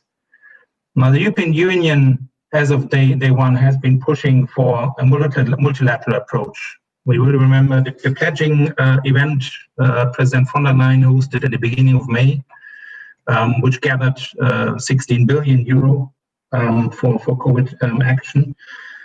We have the COVAX facility, which has been promoted by the World Health Organization together with Gavi and CEPI, as a facility to provide also low-income countries with affordable access to COVID-19 vaccines. The European Union pledged 400 million euro via guarantees of the European Investment Bank, and we have put another 100 million euro on top of it this week. And so that's very, very good news, and especially that also COVAX has 187 countries participating, so almost everybody. And we hope that one big country will join after the 20th of January. So COVAX will play an important role in the distribution of vaccines, but is it enough? No, it won't be enough, because it's an unprecedented challenge for the whole world. Now, Africa is a very important partner in research, in production, and in distribution of COVID-19 vaccines. In research, I mean, there are several vaccines in the pipeline, which is very good, because they will be very different in nature. They will have different efficacies with different population groups. And we've seen also strong engagement from Africa, especially in the clinical trials, and Mr. Tanner is certainly going to talk about it. Obviously, we do not know yet which vaccines are going to make it over the finish line, in which order and at which time, so there's some uncertainty in this. But let me talk about two big challenges. The one is the production.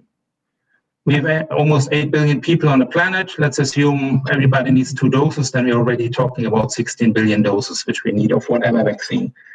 No country, no company on this planet is able to do that. So we really need to work together across the globe and create the capacities.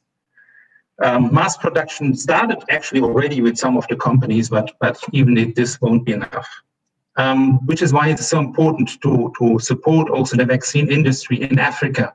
There is a national vaccine industry with production facilities, for instance, in South Africa, for instance, in Senegal, which we need to scale up and ramp up. So I think there's an opportunity also to prepare for future pandemics. We need to speed up the certification procedures, and we all know that there's a lot of bureaucracy around the planet, not just in Africa. And there are good mechanisms via the pre-certification of the WHO, for instance. I need to thank the healthcare institutions across Africa, and I think it's really a blessing that already 4 years ago, the decision was taken to establish the African Center for Disease Control in Addis. And it's very good to have it up and running now that we really need it. But then there's the big challenge of distribution of COVID-19 vaccines. And I want to mention 3 challenges. The first one is the logistics. So some of these vaccines, like the one from BioNTech, needs refrigeration to -70 degrees. That isn't something you can put into a household fridge.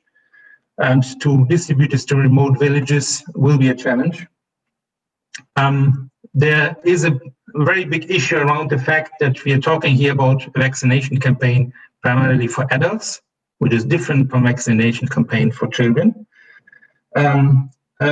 because it needs a different kind of community engagement and different expectations related to it. And there's a third issue related to it, and that's vaccine hesitancy, which we see everywhere in the world, in Europe, but also in Africa, and maybe rooted in cultural issues and in different reasons, trust in science, etc.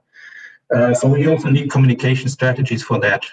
And that's something, all of this needs to happen now before actually the vaccine is available.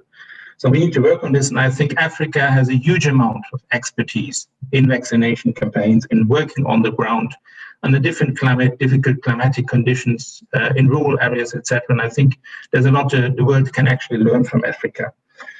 And the last comment I want to make is kind of looking into the future. I mean, we are faced now with a huge economic recession, also in Africa, straining public budgets. And of course, COVID is not the only challenge for Africa. There are other diseases like HIV, like Ebola. There are issues like climate change, floods and droughts, issues around armed conflict, poverty, hunger. And let's not forget the kind of forgotten catastrophe, which is the locust invasion, which we had in Eastern Africa, destroying a lot of the crops. And so the COVID crisis also has been a drawback for our path to the Sustainable Development Goals. And actually, one could say, if we would have had more progress on the Sustainable Development, we would have been better prepared for this pandemic. It would have been more resilient.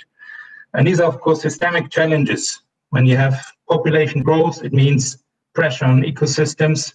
Destruction of ecosystem means more exposure to wildlife, higher risk of zoonotic transfers, giving rise to future pandemics. So there are systemic solutions that need to be found. There's a lot of research we need to do, and we need to do it together, European and African scientists. We need to strengthen research capacities, but also let's not forget, let's strengthen also the science advisory capacities, because there's no point if we deliver super results as scientists and then the politicians are not listening to them. So also we need to work at the science policy interface in both Europe and Africa. And let's do this together. I think Africa can learn a lot from European experiences, but also Europe can learn a lot from Africa. Thank you very much. Thank you so much, Gianmarco. And I really support your last point that Africa can indeed be the source, or is the source of much innovation.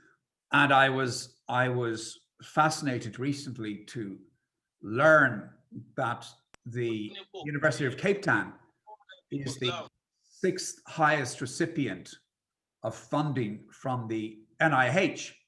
So it just points to real excellence in Africa. And of course, we've heard about the SKA, and you have very well framed the challenges ahead, particularly regarding certification of new technologies in general, but of course, health therapies in particular.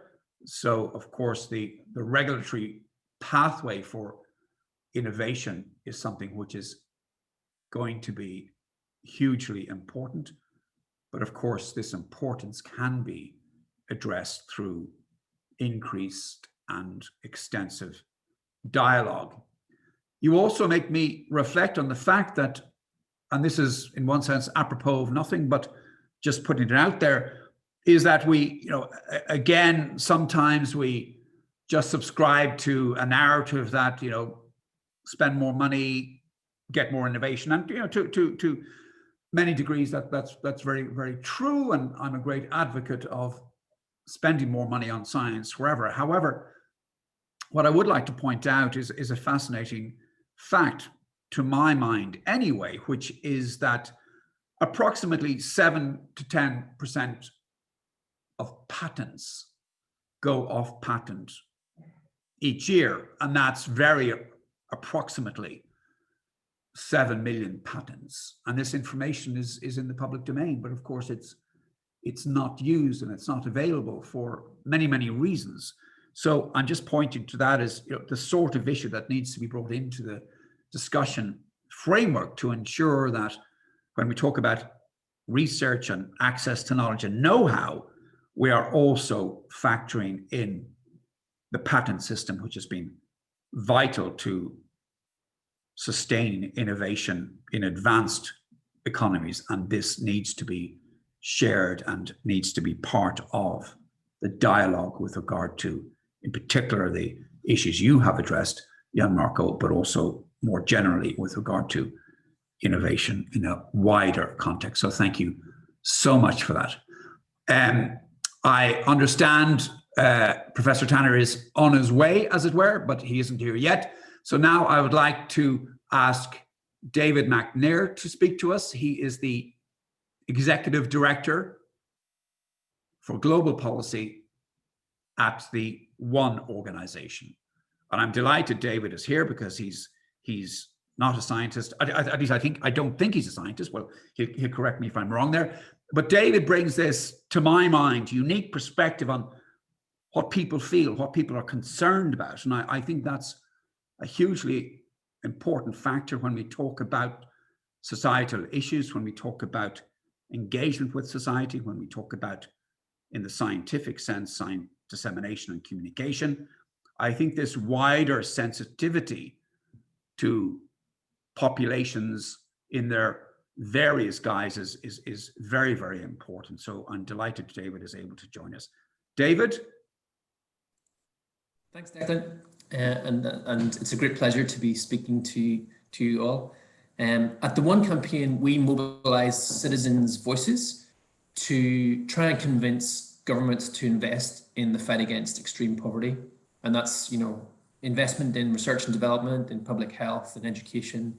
It's also policy reform on areas of anti-corruption and the oil and gas sector and so on. But since COVID hit, we've been working on two things. One is vaccine equity and ensuring that the people who need the vaccine when it becomes available can access it. And the second is the economic response to the crisis. And I think what is clear is that this is a crisis where the jeopardy is high. The World Bank estimates an additional 150 million people could enter extreme poverty in the next year. We've already seen the impacts on food prices, declining remittances, and increasing debt burdens. And Zambia's default on its Eurobond payment at the weekend is the first of what could be a number of countries that enter debt distress. I looked this morning at the World Bank analysis, and it shows that 7 low-income countries are already in debt distress, and another 24 countries are at high risk. And of course, what's happening in Ethiopia, while it's not directly related to COVID, is a good reminder that destabilization is a real risk for entire regions, and we all know that lack of opportunities frequently contribute to that kind of instability. So the reality is that without much more ambitious action, we're looking at potentially a lost decade of development. And the response from the international community, certainly in our view, has been pitiful. It's been too small, too slow, and too conditional. If you look at the stimulus of G20 countries, it's something in the region of 1/3 of GDP. For low-income countries, it's closer to 2%. And back in May, we analysed World Bank data that showed that the payments of the poorest countries, the payments they were making to the World Bank in debt service, were 6 times what the World Bank had given to them in terms of emergency COVID response. And that situation has got slightly better, but we're still not seeing the leadership that we need. Why is this relevant to science and health innovation? Well, it's clear that we need to do two things. One is end the pandemic quickly. The first is avoid the worst effects of the aftershocks, and particularly the economic aftershocks. And that means getting the vaccine to the most vulnerable people, no matter what passport they hold. I think the EU has been a shining light in what is otherwise a dark period of global leadership, particularly with their support and convening around the access to COVID tools accelerator, as Gianmarco mentioned. But I think despite the fact that we're seeing good news, you know, the Pfizer and Moderna announcements this week, there are real risks because the pandemic won't end with a vaccine. It ends when everyone who needs it gets a vaccine, and that includes the most vulnerable wherever they live. A recent study from Northeastern University showed that almost twice as many people could die of COVID if rich countries monopolized the supply of the first 2 billion doses instead of making sure that they're distributed globally. That's because, as you will know much better than I, that if the virus is circulating unchecked in parts of the world, it will start coming back to wealthy countries when borders reopen, and as long as the virus is spreading anywhere, then it risks mutating, making a vaccine less effective over time. So hoarding vaccines in wealthy countries will slow the recovery for everyone everywhere. And there are economic implications to this. RAND recently did an excellent study where they suggested that a prolonged pandemic as a result of unequal vaccine access could cost the global economy 1.2 trillion a year. If only those countries that are currently developing a vaccine inoculate their own citizens. So what they suggested was that in the event that the lowest income countries are initially excluded from vaccine access, the global economy would lose out around $150 billion a year. In other words, for every $1 spent on vaccines in low-income countries, rich countries would get $4.8 back. So there's an economic case, there's a moral case in terms of the lives saved. And the International Monetary Fund has recently stated that the economy could recover faster and 9 trillion could be added to the global economy by 2025 if everyone gets the vaccine. But of course, the risk is that that does not happen.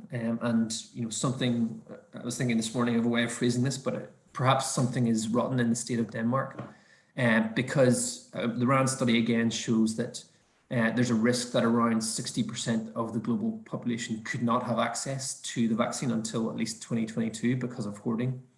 And one thing that we've been looking at and we've developed is something called the vaccine access test, which evaluates countries and companies on the basis of the extent to which they're prioritizing equity. I put a link to this test in the chat. And one of the worrying things is that both Pfizer and Moderna score at the bottom of that test due to, in part, their lack of engagement with the ACT Accelerator and COVAX, but also their lack of commitment to non-profit pricing and the relatively high price per dose. So, if these vaccines, are effective, as we're hearing, is promising, we can expect around 2 billion, maybe 2.3 billion doses of highly effective vaccines. And if that, if it requires two doses, that could vaccinate 1.1 billion people. And the question is, will those who need it get it most? And will that be allocated on the basis of need and not nationality? So what needs to happen? I mean, I think firstly, the priority needs to be funding the access to COVID tools accelerator, partly because of what it's prioritizing in terms of vaccine R&D, the issues around the infrastructure and supply chains needed to distribute the vaccine, but also the diagnostics and therapeutics that will still be needed for some time. It's hard to think of a better return on investment than this. The ACT Accelerator needs 38 billion by the end of next year. And it's been striking that, with the exception of the UK and the EU and a few others, the lack of commitment to that initiative is really striking. So one of the things that we're doing is kind of working very closely with the Biden transition team to try and convince them to put more political capital and finance behind that initiative. Secondly, we need to advance policies that speed up the production and distribution of vaccines. And that includes intellectual property. So the Indian and South African governments are proposing a waiver to the TRIPS agreement, which is being discussed by the TRIPS Council at the WTO on Friday. That is one potential avenue for addressing some of the constraints to getting access to the knowledge. And I'd love to learn more about from this esteemed community about the extent to which the fact that the successful vaccine candidates are mRNA vaccines and how IP could play an important role in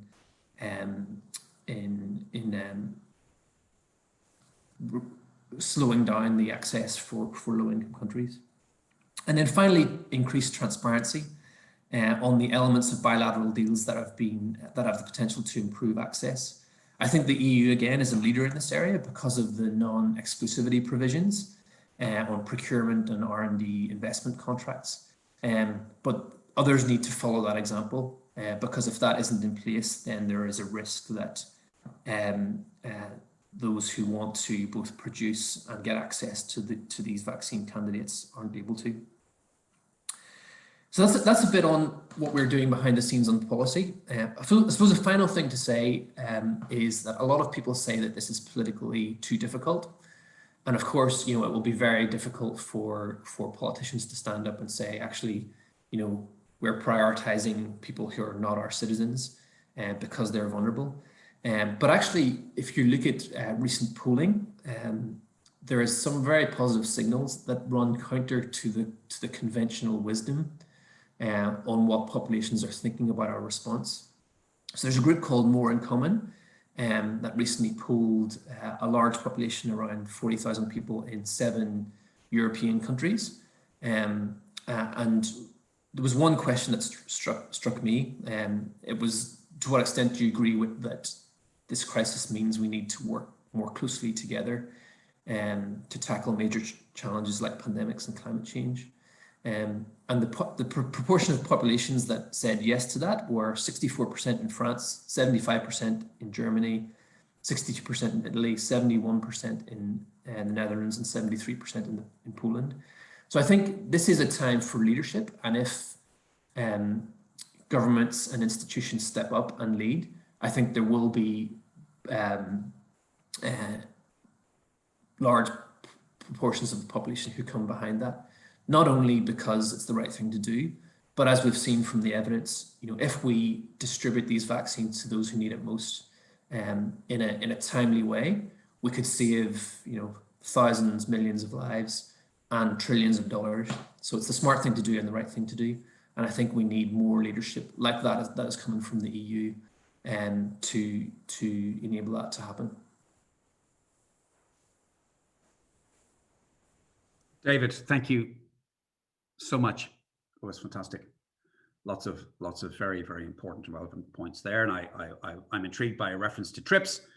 And having followed this a bit, TRIPS contains Article 66.2, which actually provides provision for technology transfer for, is it the last 20 years? But again, a bit like my patent story, it's by and large not used. So I think when you scratch around, there's actually a lot of mechanisms in place, and I think it's a question of looking at these in the round. So thank you so much for that perspective. And again, please comments or questions in the chat, anybody. And now we are going to listen to some of the scientists. I'd first like to go to Professor Marcel Tanner, who is now with us. Marcel, do you hear me? Yes, I hear you. Good morning, everybody. And I'm sorry that I have, because of the COVID response task force, I have a very dense program. But I joined you. I was listening to the policy for David's talk, and I'm here. Yeah. You're very, very welcome, and never a need to apologize, Professor. We're just grateful you have the time.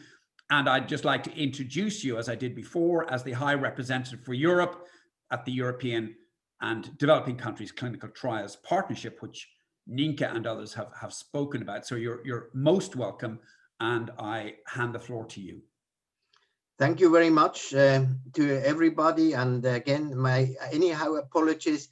The days are a little bit dense these days, and therefore I will now share the screen, because I will just now, I hope you see this, and then we can go on. Yes. First of all, we at EDCTP, also on behalf of Michael Makanga, we thank you very much that we can make a contribution in this really these efforts of enhanced partnerships with the EU and Africa for science, technology and innovation. And I move now more to the operational level, to what David started in the policy level, to sometimes outline, sometimes complain what is not happening. And also you were actually referring that we should use much more of what is available in order to really, the example of vaccines, make it available for those most in need. I would like to start with a first remark, listening to David's point. I think it is not so much now, and the discussion goes a little bit in the wrong direction. If we are looking at the vaccination, I mean, the priority will anyhow be that we are not starting to vaccinate from Cape to Cairo or throughout the world, everybody, but that we will have to, and I think that's where most of this discussion on the policy level can be handled. If we really start with prioritizing risk group, where actually, and this is a public health approach, where we actually do vaccinate first, and how actually we really with this ensure the equity in terms of risks, in terms of the population. And I think if we approach this angle in all the countries and deal with the questions that David has nicely outlined, we will really make a contribution. But that was not my topic, but I was just a reaction, because also where I sit here at the moment in Switzerland, I'm in the middle of these discussions, and it was nice to hear that. We would bring in EDCTP into this discussion, because we strongly feel that EDCTP, an old story, which is actually very relevant to your questions that you discussed. I was then encouraged by Michael, our CEO, that I should really introduce that this is really a way to enhance the partnership. EDCTP has been old, and it is actually a public partnership between institutions and government, and we are really trying to bring forward. Initially, it was an emphasis on clinical trials only, but this is really R&D, bringing tools to the population, but establish this in partnership so that they are rooted in the places where they need to apply. The EDCTP actually at the moment is this landscape. Who is with it? In Europe, you see very clearly my own country is still, or again, an aspirant member.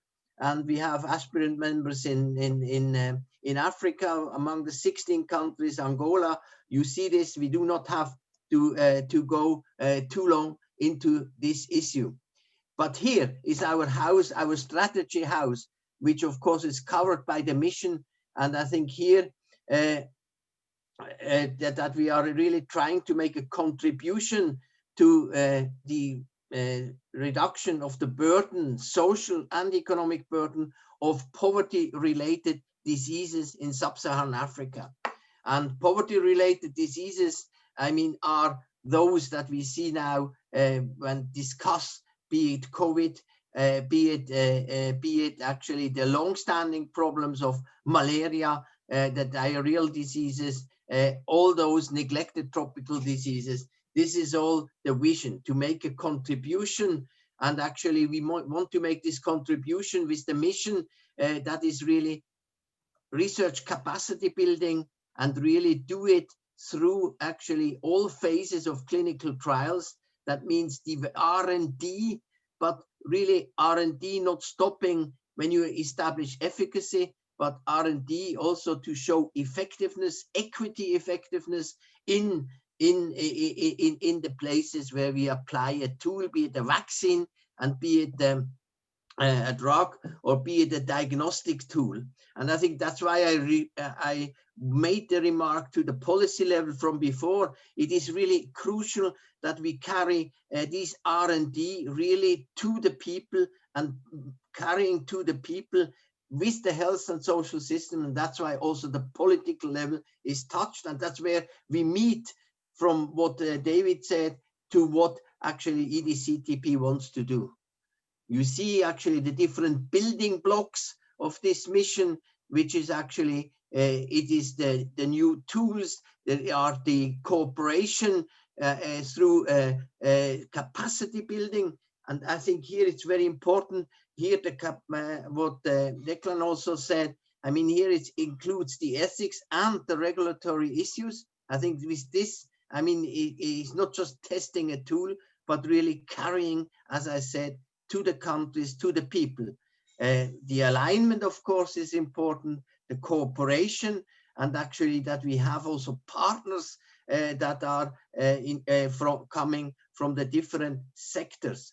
So it is actually basically a R&D with the overall thinking of mutual learning for change, together learning to move. This is just what you find in terms of funding, who has funded how much. I mean, I'm happy to leave these slides afterwards for everyone to have a look who participates. The important thing is that you have the participation of the European states, we have the African states, you see the amounts, and there is one thing which you quickly capture. It is a lot of in-kind contributions of people joining. That makes an important platform, but at the same time also creates sometimes a problem that we have, let's say, exaggerated too much in-kind contribution compared to really the fresh investments to really push things ahead. And this is really the funding landscape. And the more important thing is to see how we work. And this is important for a situation where we work with endemic poverty-related diseases, or if we work now with COVID-19. We have actually the coordination with the European program, so not to want to be in a silo. We have actually the good partnership, and not just we work together, but really clearly assigned roles and responsibilities between the partner. And of course, we are complementing in the R&D sector, and we are not just having, we do our own nice R&D things. And complementing means also that there is a very clear private sector link with which you can accelerate and attenuate and accelerate that the thinking is for working for global public goods and not for profit maximizing, but really for solving a problem. And here we have, in the past, can document it, have achieved a lot together with also organizations like Drugs for Neglected Diseases Initiative, that we can overcome some of the profit maximizing thinking, but really for at-cost contributions or differential pricing is in ways that one can really serve where one needs to serve the patient needs. And this is how we work. And it's highly fascinating that you not just undertake a trial, but actually you are actually really doing this in a comprehensive systemic approach, systems link partnership. And the added value, this is a long list, but what comes out is actually that we have really a clear step forward in this mutual learning for change. You know, we boost, not only, we not help, we actually boost that the EU can fulfill global health challenges, commitments, that we are actually also give an important stimulus to European science for innovation, and actually we are also helping to overcome some rifts in a way. How do we do clinical research? That we do it together, that we go very early where the patients are, and this actually enriches again not only how we we generate scientific evidence, but mainly also we can with this accelerate R&D processes. And these are some of the points this could be discussed, and you could make the same graph on the other side for Africa. And it's really to make a clear long-term commitment that we want to change something together.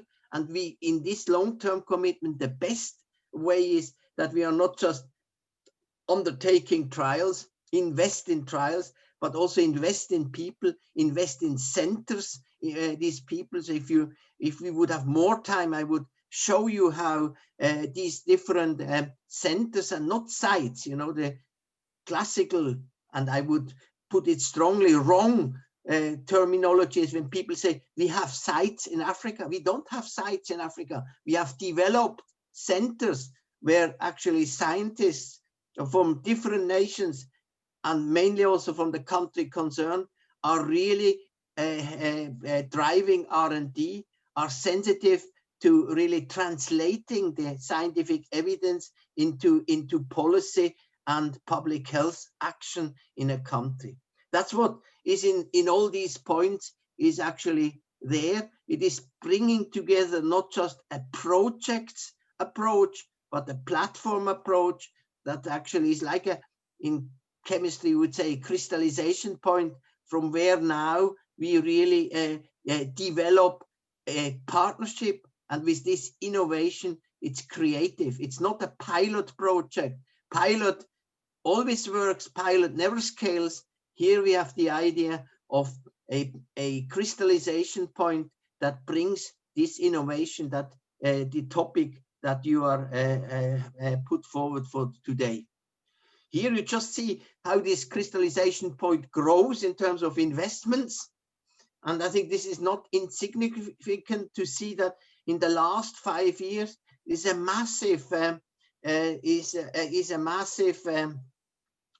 investment being done. And this could not be done by just pouring a little bit more money in, but by having relevant portfolios that are financed and brought forward. And this is how one really can move. And you see, this covers now not the member countries, but it is where we are active and where we try to bring in this process. And I would say this looks very nice if you go back to the added value for Africa. And Africa basically covered sub-Saharan Africa with activities, and Europe covered in a way by really stimulating also good science and responsible really orientation. We don't live in the first or the third world, we live in one world, and this is really represented by this approach.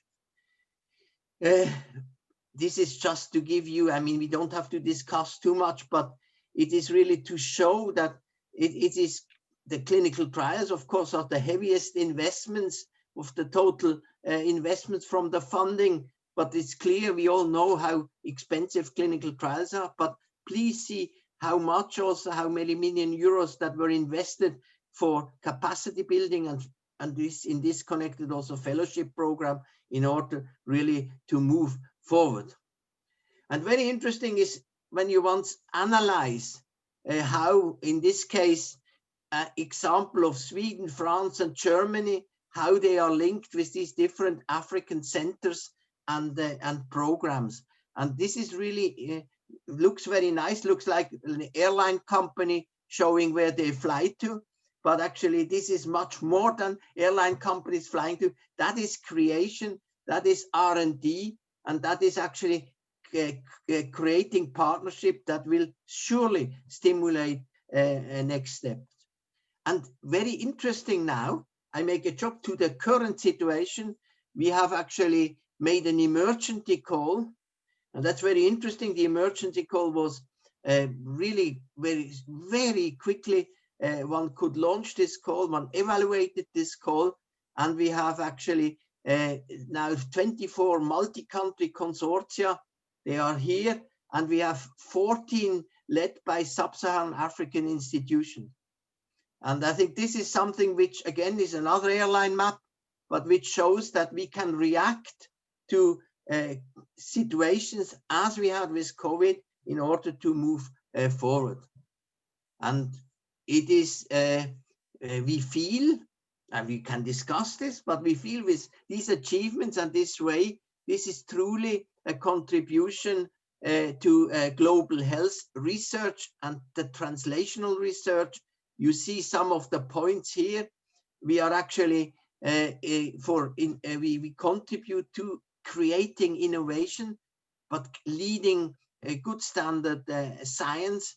And actually, it also shows a potential how we could even do more.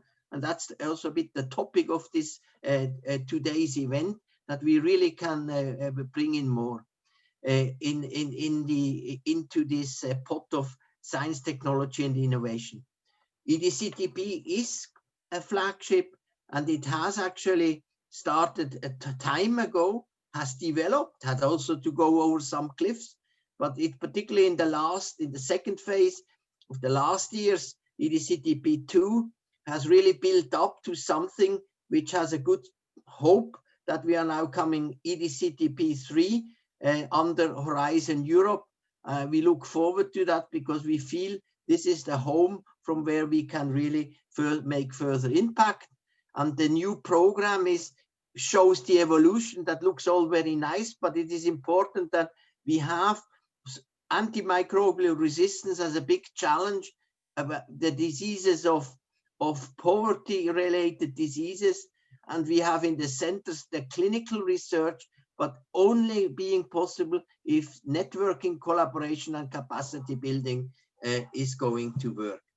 So that's one of these changed strategic house in a way to show how we have a targeted approach to make here the contribution. So it will continue that we have the clinical research studies, we have the capacity building, and the fellowship program should also in future go on. Why? Not just we have no other ideas, but where we can show the very positive results achieved so far. All the details are found in the annual reports with very interesting case studies of the whole thing, very pertinent for those who are interested to look at. But despite our enthusiasm to pursue this program, of course, we know that the road to success has no shortcuts, and therefore EDCTP continues, and we are actually following our friend here who says don't give up, in the spirit that I tried in these few minutes to bring over to you. And I thank you very much. Professor Tanner, the thanks are to you. That was a tremendous presentation, hugely informative, and really presented the comprehensive nature of your engagement. And of course, as you speak, and maybe it's a subject for a further discussion, is looking forward to the next generation of the program. And of course, you, like other speakers, sorry, please, yes. Sorry, yeah, I'm Lisa from DSW, and we closely follow EDCTP and EU-Africa relations on research and innovation. And I would have one comment and one question to Mr. Tanner. Thank you so much for the presentation. My comment is that it's so important to remember the diseases that EDCTP works on, because in this global fight and search for tools against COVID-19, we tend to forget that there are the so-called poverty-related neglected diseases like HIV/AIDS, tuberculosis, which is still the biggest infectious disease killer in the world, malaria, and all the neglected tropical diseases that are endemic in so many countries and that pose similar threats to health systems and people, individual health and well-being. And yeah, I wish some of the attention that is going to COVID right now in the world would have been given in the past decade already also to the poverty-related neglected disease. And I think we need to fight both at the same time. So it's great to hear about EDCTP. And my question to Mr. Tanner, as he's been involved and supportive of EDCTP for such a long time, would be to get your opinion on the whole of Africa approach that the Commission representative mentioned earlier today, Nienke from DG Research mentioned that there might be, that the geographical scope of the future partnership might be broadened or explored to go away from covering Sub-Saharan Africa to maybe enlarge it to the whole of Africa. And I'd be curious to hear your opinion about that. Thank you very much. Thank you very much, Lisa. This is a very good. I like, of course, your first statement. I think, as you know from my whole past, I have always fought for the poverty-related diseases. I did not emphasize them too much, but I fully agree. And that's why I also thought that to show that EDCTP was building on this need and actually got momentum through that, like also DNDi, for instance, and others. And we cannot now, having one new thing, an emerging disease, which is of a public health threat, we cannot forget the rest. Of course not. And we face, and this would be another talk. I mean, I face with my roles also for the malaria program, the global malaria program. We face a lot of now, I would say, competition, or that COVID measures actually slow down malaria control efforts and things like this. And this has collateral damage for the not just for the morbidity as such and mortality in the countries, but it has collateral damage also for the social systems and the health systems that we really need to look at. I think this would be another topic we should discuss about, the collateral damage. But you were asking about the extension. Yes, of course. This is the nature of a crystallization point. We first started with the Sub-Saharan Africa, where we also saw the biggest needs to really emerge. We have now a model that works, as I tried to in these few minutes to show. And actually, this is a reason to say, my friends here, we have something that actually can grow. It's not a pilot project. It grows like a crystallization point. Therefore, extension can be thought about, not with a sweeping statement, but following also the experience, the criteria, how we have actually in a good way selected partnership in Africa, invested in Africa. This is actually a responsible way that we have to do again together jointly. And I think I would be very much in favor of that. Thank you very much, Professor Tanner. And as you say, there's another and additional conversation there.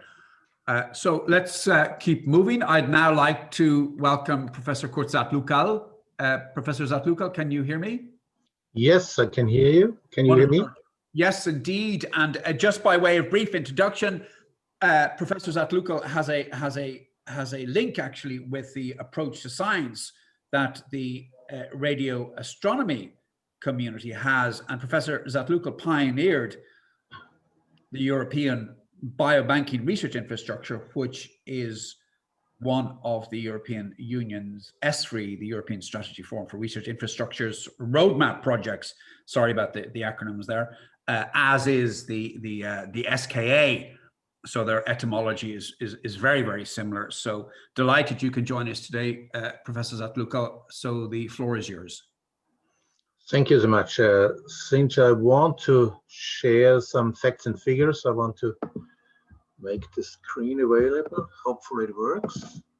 Do you see my screen? Yes, Kurt, it's loud and clear. Okay, great. Yeah, actually, I want to highlight three major points.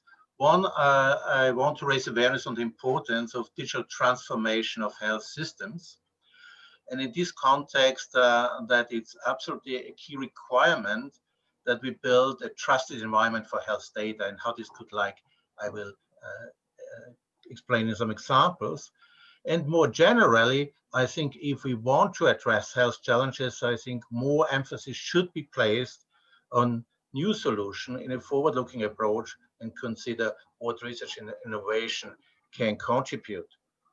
Now, to get started I would like to refer to a very important statement from WHO, where they make very clear that digital transformation will have major impact on future healthcare systems. They even consider it to be disruptive. And essentially, it affects all elements of the health system. For instance, it has the potential to enhance health outcomes by improving medical diagnosis, data-based treatment decisions, digital therapeutics, clinical trials, and self-management of care, as well as supporting health workforce. And I want to show you how important this is, giving you one example from my own field. I'm a pathologist. Please be aware, cancer is the second most common cause of death, with around 10 million people who die of cancer every year worldwide. But you cannot provide a proper therapy to cancer if you cannot properly classify the cancer. So you need a proper diagnosis. And this is typically done by histological analysis of the tumor. But if we look about the global access to these type of diagnosis, there's a huge divide. For instance, in US, you have one pathologist for 17,000 people. In Austria, we are also well positioned with one pathologist per 26,000 people. But there's a major difference in other parts in the world. And there are countries in Africa where you have one pathologist for 4 million people. And this means if a patient develops a cancer in this country, it's very unlikely to get a proper diagnosis. And without a proper diagnosis, no chance getting the right therapy, even if the drugs or therapies are available. So now how can technology help? Here is an example of how machine learning in context of artificial intelligence can recognize a tumor properly.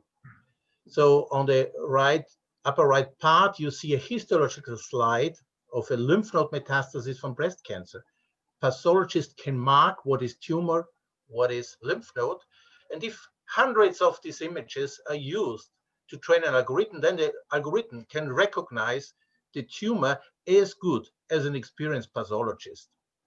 And this was now shown for many different organs and many different diseases, and there's a tremendous literature emerging, but there is a very important aspect making this technology available in a global context is. And here I refer to a statement from the UN Secretary General's high-level panel on digital cooperation. They make clear that gaps in the data on which algorithms are trained can likewise automate existing patterns of discrimination, as machine learning systems are only as good as the data that is fed to them. This means if there are countries excluded from contributing to training algorithms, these algorithms can never serve the needs of the countries.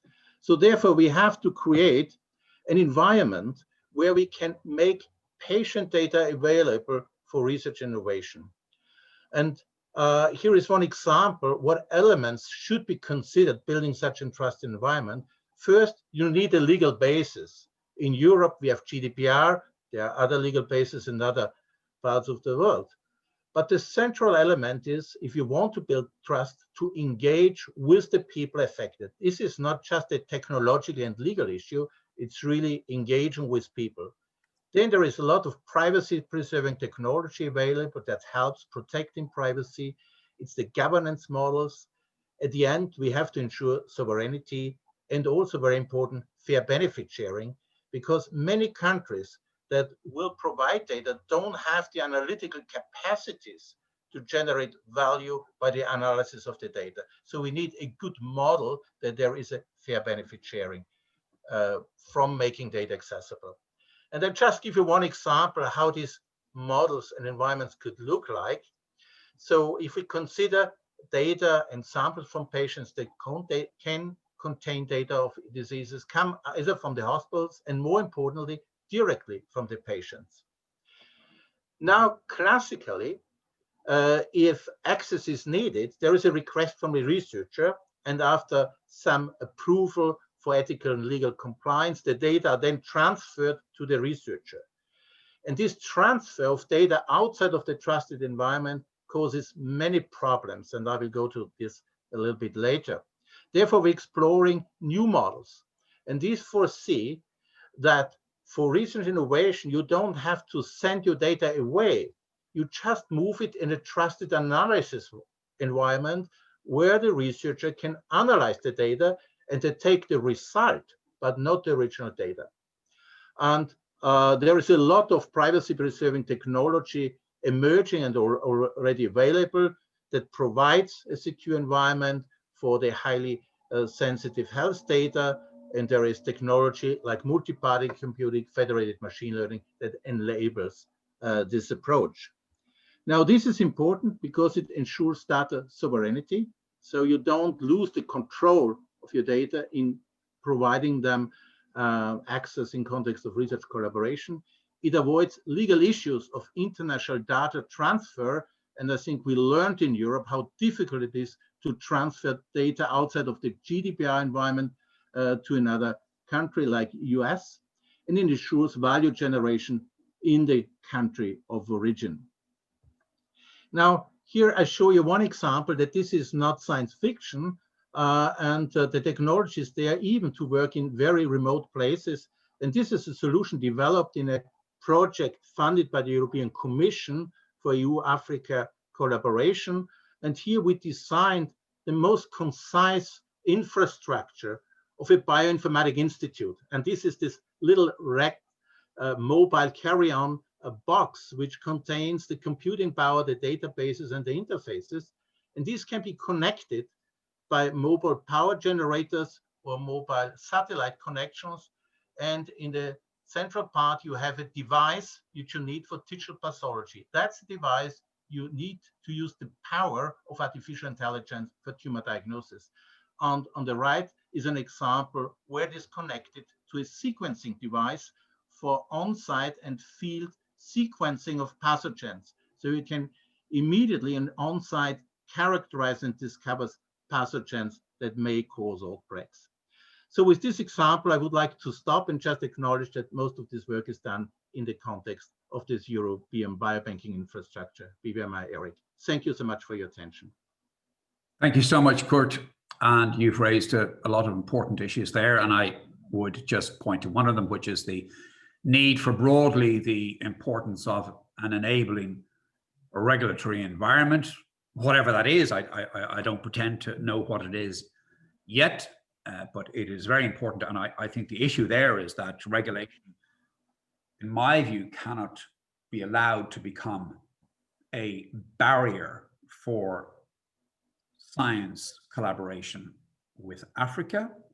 And as you have pointed out, the importance of trust to enable cooperation is equally very, very important. So these are issues that we need to keep at the front of our discussions, certainly around health, but indeed regulation does and will apply to many areas of science. So thank you very, very much, Kurt. Do we have Rainer Fischer? I didn't see him, so maybe there's an issue connecting. Rainer? Great, we'll keep moving. I'll come back to him later. So now we move to key area 2, green transition, food, climate change, and energy. And I am delighted we have Leonard Mitzi with us to kick us off for this session. Leonard, do you hear me? Hello, Declan. You're hearing me? You're very welcome. We hear you very well.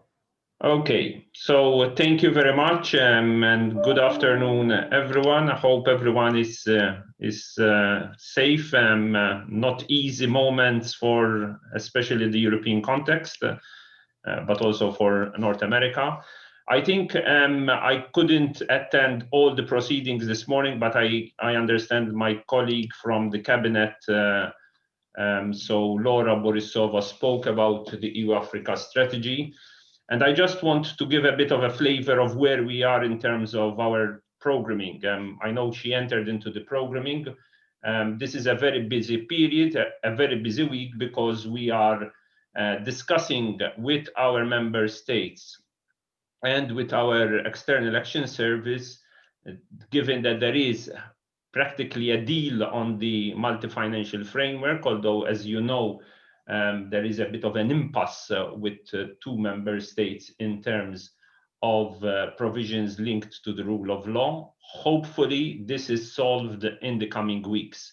the more delay there is, the clear risk is that we will be delayed in our programming.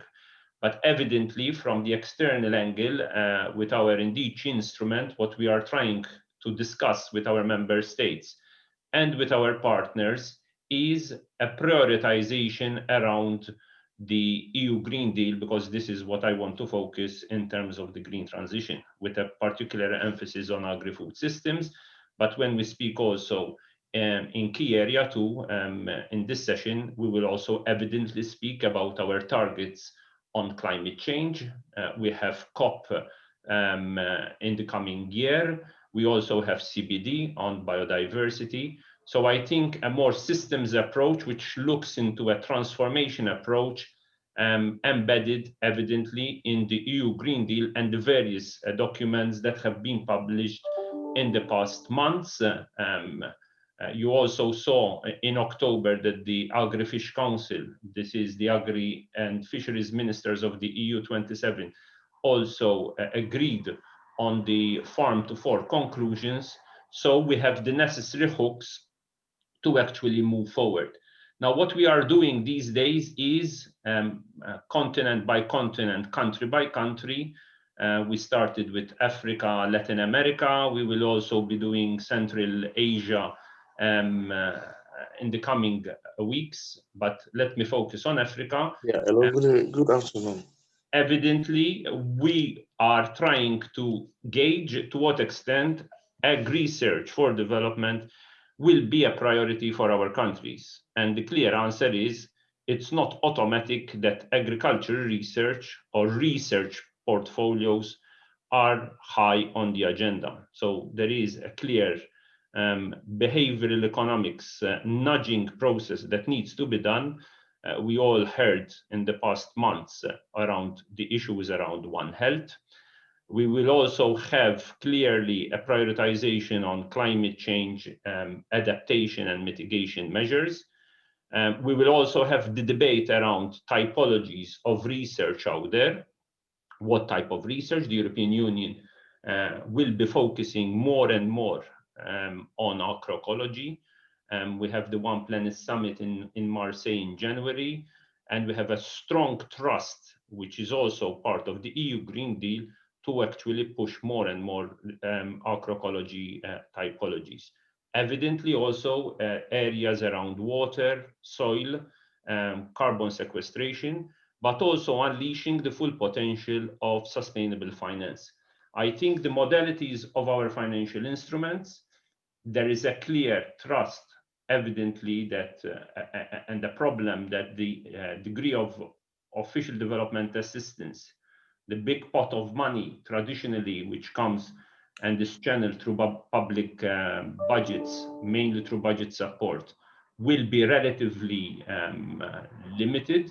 However, we now have in our firepower, in our arsenal, new instruments, which will be blending instruments, but also using the guarantees of the EFSD+, which would mean that using also the taxonomy debates around sustainable finance, the future discussions around the green bond, how private finance can actually be channeled into what we want to do in terms of agri-food transformation systems. Whether it would be around technology, I think this will also be a discussion, somewhat delicate discussion on the technology in our African partner countries. You will have a choice between technologies that China will be pushing, that maybe a US administration, I don't see this will change in terms of the role of American universities or private sector engagement in Africa, but clearly we expect with the Biden administration more focus maybe on multilateralism and including on African agricultural development. What is important is that hopefully in the Team Europe approaches that we are designing country by country, also multi-country, we use the different tools. There is Horizon Europe, which we know has a certain degree of limits in terms of the more fragile countries in terms of absorptive capacity. We need also to continue accompanying our countries in terms of agriculture research for development, building up on our DESIRA portfolio, which, as you know, was a 300 million portfolio, and putting this at the core of a multi-country approach. Because what we have been seeing in the country proposes the positioning of ag research for development is pretty much limited. We also have discussions with the African Union and the African Union Commission around the CADE process. This is the Comprehensive African Agriculture Development Program. As you know, there is a Malabo Declaration, which has targets until 2025. We also know that given COVID, given the vulnerabilities that the African continent will be impacted by the COVID, from reduced remittances, reduced tourism receipts, more indebtedness, exposure to the shocks that lower growth due to lower demand from the EU or from the US will create in the next months and maybe years ahead. The CADEP dimension will also be under stress in terms of reaching both the productivity gains, and in fact we have a discussion with the development partners next week, but most important in terms of how agricultural investment and finance features in the overall budget of the countries, and not having just the same 4, 5, 6 countries in Africa out of 54 which are meeting the 10% target. So yes, we clearly have the Rwandas, the Kenyas, the Ghanas, which are performing pretty well. But now we have also instability in Ethiopia, which was pretty much a rising star in Eastern Africa. We have the fragile countries in Central Africa and in both West, in the Sahel and the Horn of Africa. And clearly our trust, our focus will be on peace and stabilization, because if you don't have that peace and stability, you will not have prosperity in terms of jobs and growth, and research and finance will not follow through. So basically that is what I wanted to, we are sort of really in design and final design stage, and hopefully in the first half of 2021, we can roll out our programming so that these countries can actually start exiting from the COVID crisis, and we start giving a bit of positive signals with a COVID green recovery focus, and evidently look also into specific value chains. I mentioned, I think in the past also, what the work that we are trying to do on cocoa value chains, which also addresses deforestation, child labor, and living wages and living income. This is a process that we are launching after the multi-stakeholder initiative that the commissioners unveiled in Brussels on the 22nd of September. And with some thematic groups, we will start this process for the next year. And I can share with you, Declan, what we are trying to do in different thematic groups, of which ag research and finance will also be part of the focus area. Over to you. Leonard, as always, a brilliant presentation. Really, you've shared not just project type information, but also I think help us to understand the policy and political context of the initiatives you will launch. So really, really appreciate that.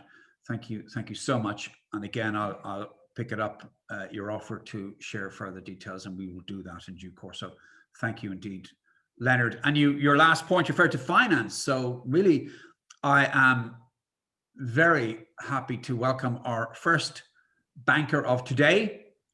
We have from the European Investment Bank, Mrs. Constance Kahn, who is the Director for Interinstitutional Relations and Public Affairs at the European Investment Bank. Constance, can you hear me? Yes, I can hear you, Declan.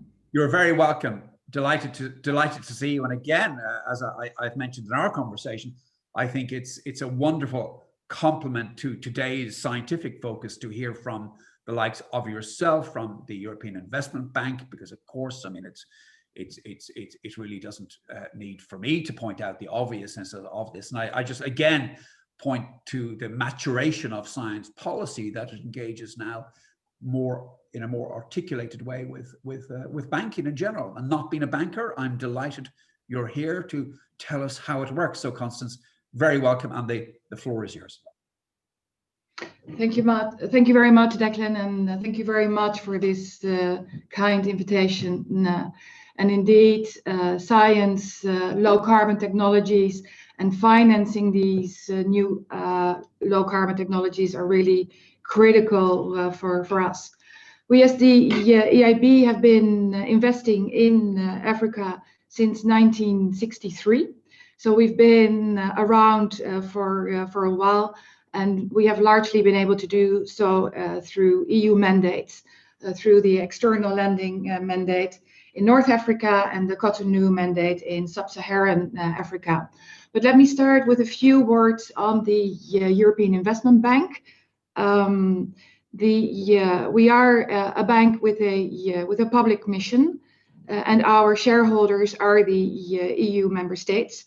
But we also have the Commission, usually represented through DG ECFIN, as well as the European External Action Service, represented on our board. As the EU bank, we are indeed driven by EU external policy, and we invest, of course, in accordance with the EU values and principles. We implement EU priorities, we implement EU policies, but of course, we are working closely together, and we are responding to the priorities of our African partners. We work really in close coordination with the Commission and the External Action Service, both in Brussels or in the local offices that we have throughout Africa.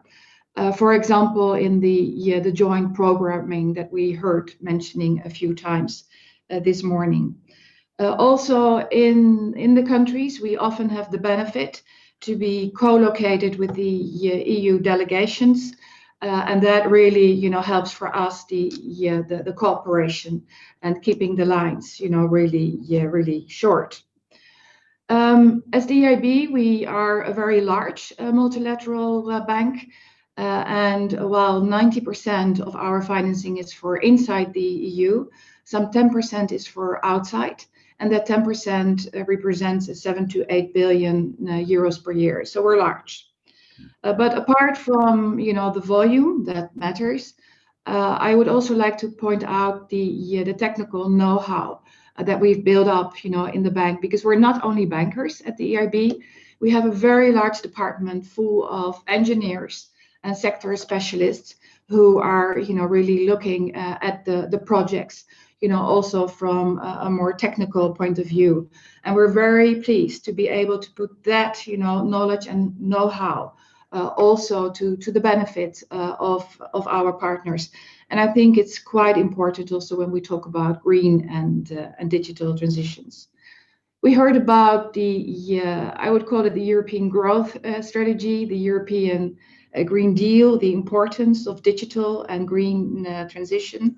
And this is clearly very much at the heart of everything that we do at the EIB. And actually last year, we had our review of our energy lending policy. And I think there, we decided to give a very strong signal, climate signal. And we agreed not only to continue to put the emphasis on energy efficiency, to put the emphasis on innovation in the energy infrastructure, but also to basically take the step that we will no longer finance unabated fossil fuels from 2021 onwards. But our ambitions, climate ambitions, didn't stop there. We agreed with our board that we would ramp up our financing for climate and environmental sustainability up to 50% by 2025, which is a big step. We currently have a target of 25% inside the EU, but we agreed a few years ago to up that to 35% for our outside EU lending. But 2025 is around the corner, so we do have a challenge there to meet this new target of 50% of our financing for climate and environmental sustainability. We also agreed to make sure that our financing, because we never finance a project alone, we always like to crowd in other partners. So therefore we agreed to make sure that our financing would support a 1 trillion of climate and environmental investment in the decades up to 2030, which we consider to be a real critical decade in order to really change the corner. And we decided to align all of our financing activities with the principles and goals of the Paris Agreement by end of 2020. So it will apply for all of our financing from next year onwards, the new projects that we will appraise.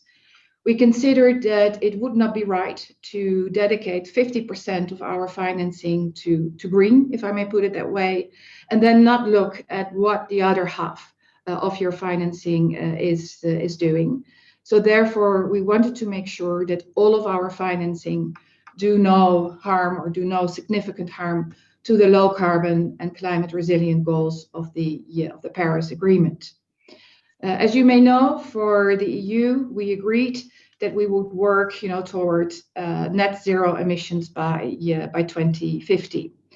So this climate bank roadmap that we just agreed, last week with our shareholders, will put in place a very detailed framework that will indicate what type of projects, what type of activities we can finance from 2021 onwards, to make sure that all of the projects that we finance are aligned with this vitally important 1.5 degree temperature goal. So it will make sure that we facilitate and that we will push our focus on clean and low carbon projects, on backing innovative technologies that reduce emissions and promote, for example, also green digitalization solutions. This Paris alignment is also critically important for our global outreach, of course, so also for our activities in Africa. We really consider that low carbon technologies will be important, and that's why we're also very pleased with the EU leadership on initiatives like the Battery Alliance, to which we are a contributor and which has led to financing of battery plants, for example, in Sweden, but now also in the Hydrogen Alliance that was launched, not that long ago.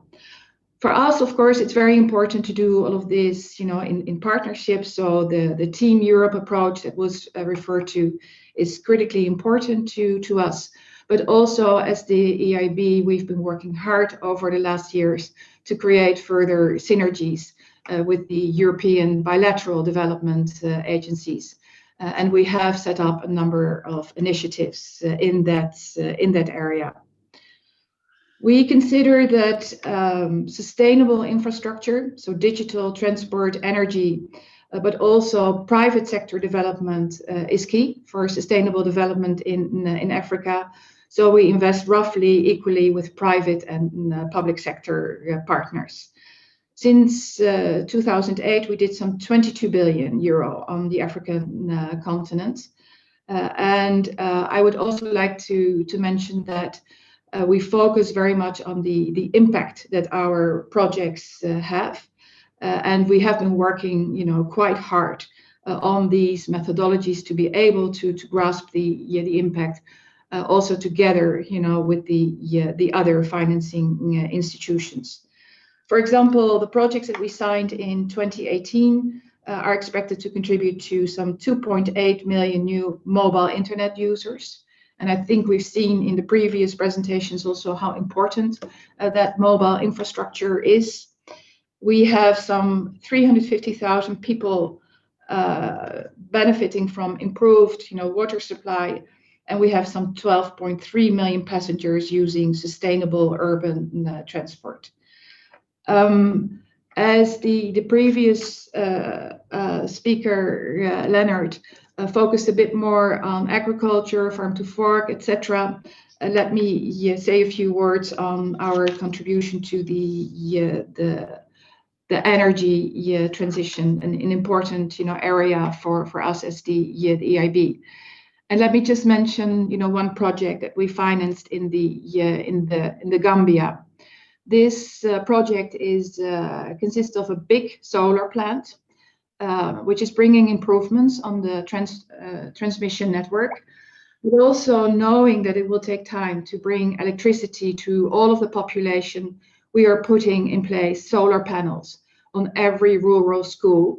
And I would like to make the link also to the importance of education that I think some of the participants mentioned, and every rural clinic in the country.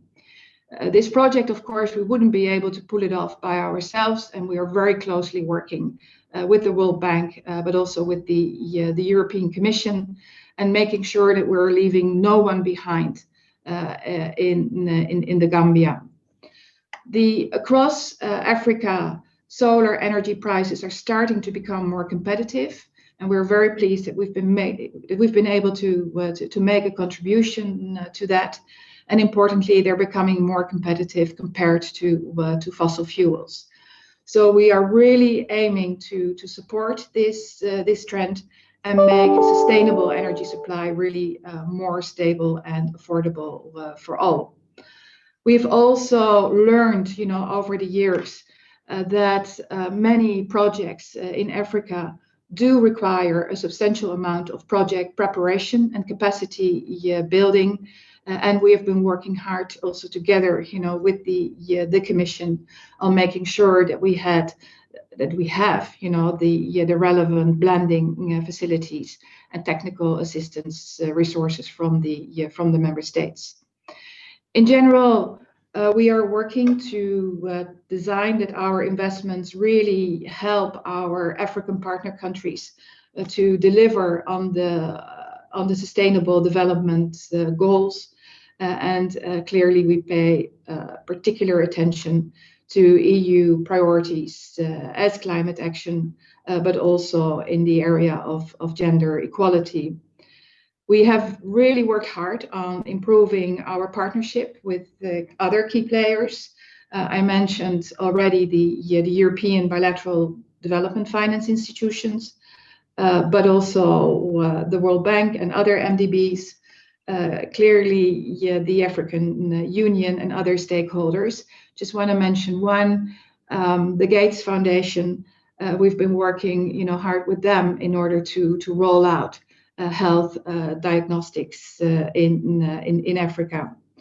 We really believe that we have a critical decade ahead of us to fight climate change.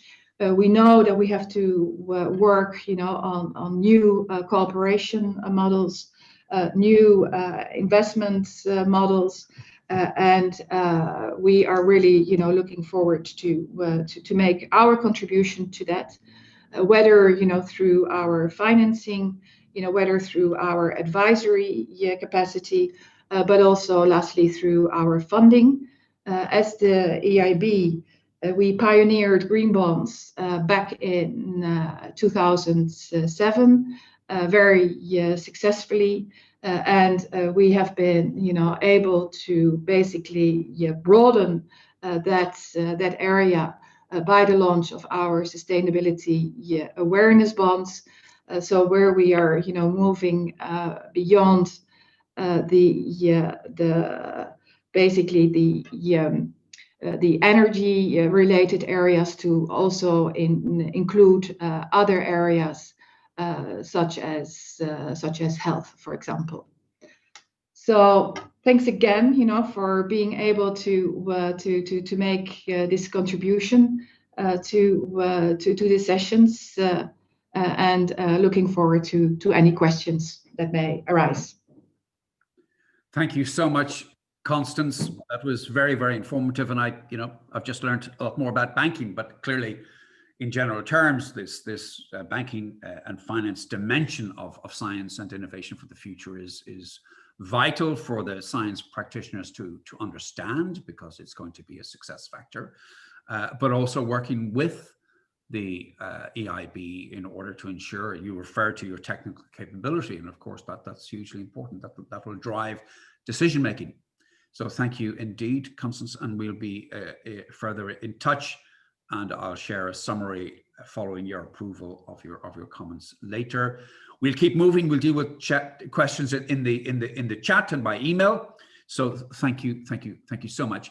I'd now like to turn to Murray Hitzman. Murray, do you hear me?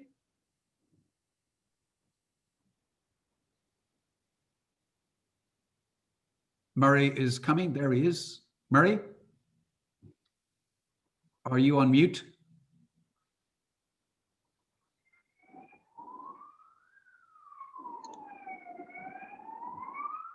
Hello, Murray.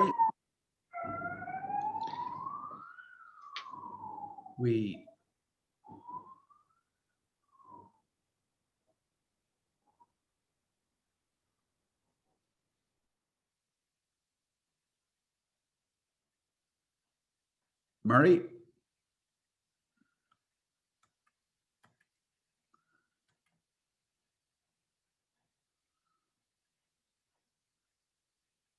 Hello, Murray. Come in, Murray. That's odd, because I did see him. Good. Okay, well, I'm sure he's on his way, so maybe we'll come back to Murray and let us proceed with Ronald De Bruyn. Ronald, do you hear me? Yes, I do. Good morning, Ronald, or actually afternoon. You're very welcome, and you are just advancing a little in your timing, so you're very welcome. And everybody, Ronald hails from the European Cooperation in Science and Technology Secretariat, better known as COST, based in Brussels. Ronald, we're delighted you can join, so please proceed. Thank you very much, Declan, and it's a pleasure to be able to contribute to this important event, because COST, as I will explain in a bit more detail in a moment, has indeed strong ties with Africa. And I also would like to thank the SFIC colleagues who will, of course, feature later on in the agenda as a council advisory body, for acknowledging COST in, let's say, the sphere of, or the package of instruments that implement strategic orientation, namely the to enhance African participation, which can promote excellent science with Africa. Now, just a few words about COST. You mentioned indeed the full acronym, what it stands for, European Cooperation in Science and Technology. And I will try to clarify to you that it can be made much simpler. Just remind the key message that COST is a benefit. Now, what we do in practice as an intergovernmental framework that exists for nearly 50 years and was established in the Council, with currently 39 countries being a member. And we foster the researchers networking opportunities so they can tackle the societal, scientific and technological challenge that Europe is facing and beyond, of course, and all this in an open, bottom-up and inclusive way. So COST has formulated a strategic plan for the future, which we are currently implementing, but the future in terms of Horizon Europe, the next framework program that hopefully will start very soon once the EU budget is adopted.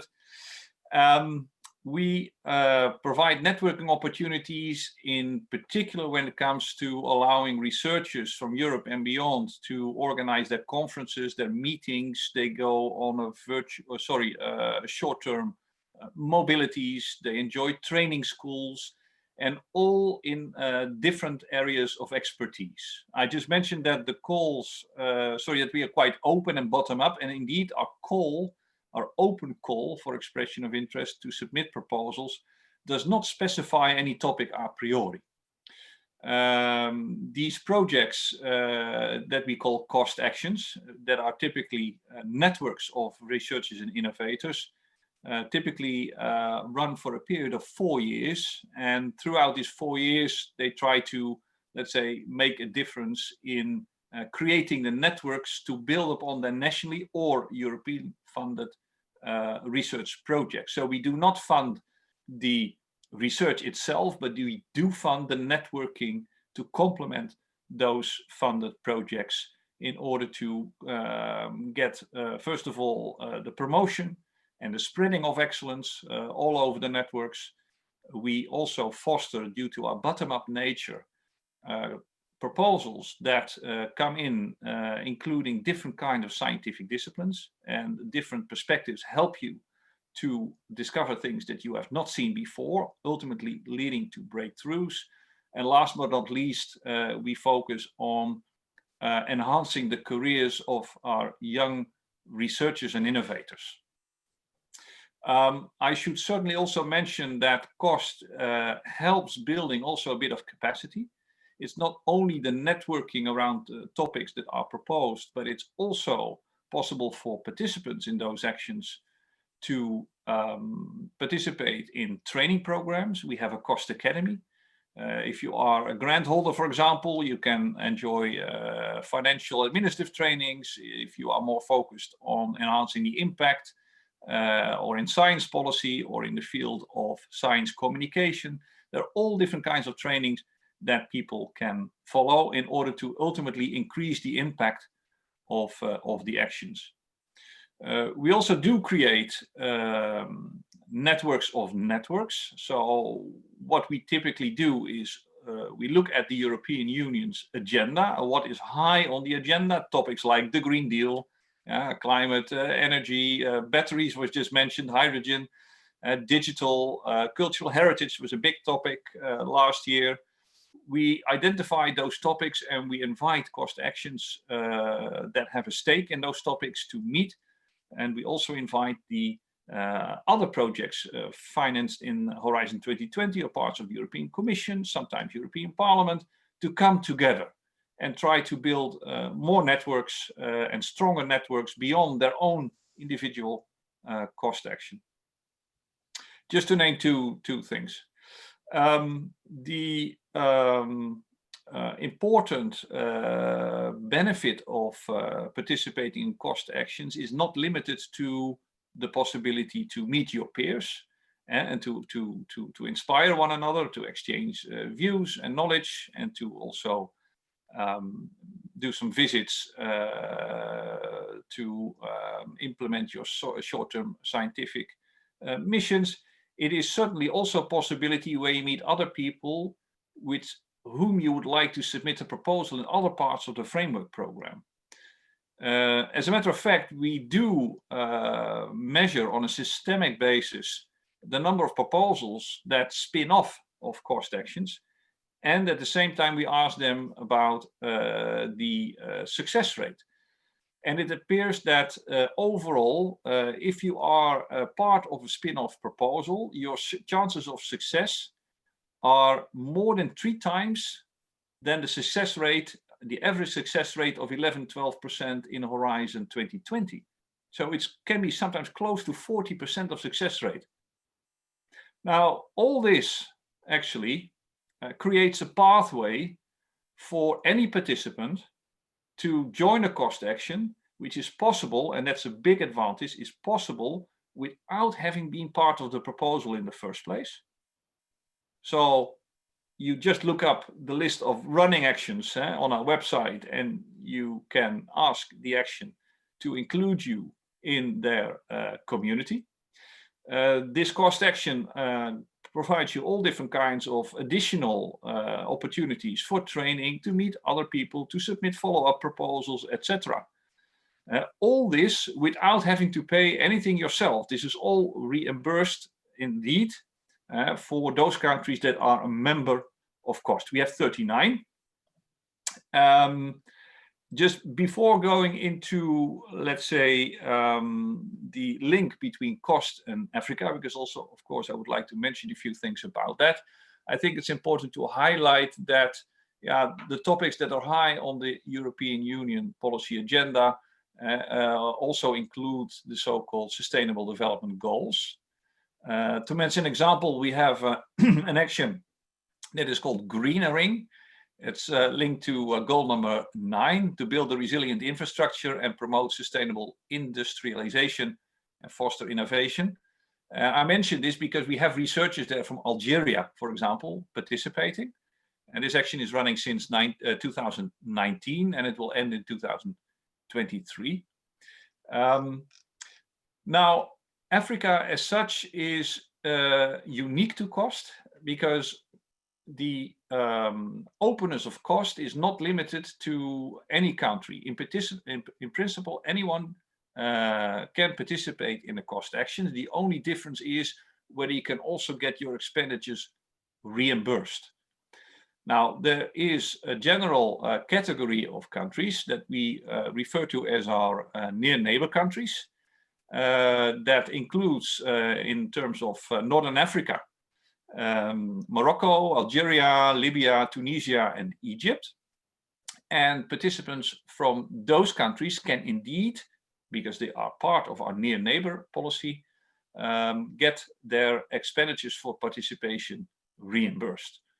That does not apply for, let's say, the countries in other parts of Africa, except one country, and that is South Africa. And the reason is that South Africa has decided to request membership, which of course was warmly embraced by COST. And South Africa thereby became a partner country and has committed itself to put aside a budget to reimburse the expenditures for their participants into the COST program. So it's in any case possible for any African researcher or innovator to participate in the proposal as a secondary proposer. You can join a running action, as I just mentioned. But also let's also not overlook the possibility to join as an external evaluator of proposals. Because the most frequently unanswered question in COST is, how do I write a proposal? And the benefit, of course, is if you evaluate proposals, that you get a pretty good insight on what a proposal looks like and what a good proposal should look like. So you can also use that to build your own capacity to be more successful in the future. So while I speak, we have 290 COST actions running, and altogether there are 73 COST actions running with African participants. The trend is growing. There's quite a few, let's say, actions that still would be open, of course, for participants from the African continent. I just want to highlight one important one in that respect, a good example, an action called socio-economic. It's, of course, a wonderful acronym. Started in 2019. It's linked to also the Sustainable Development Goal number 2. This is about zero hunger, and goal 15, life on land, with researchers from Egypt, Morocco, Nigeria, and South Africa. And this action brings together a multidisciplinary group of scientists, SMEs also, dedicated to study cereals and sourdough technologies. So this is, again, another very practical and tangible example of participation of our African colleagues.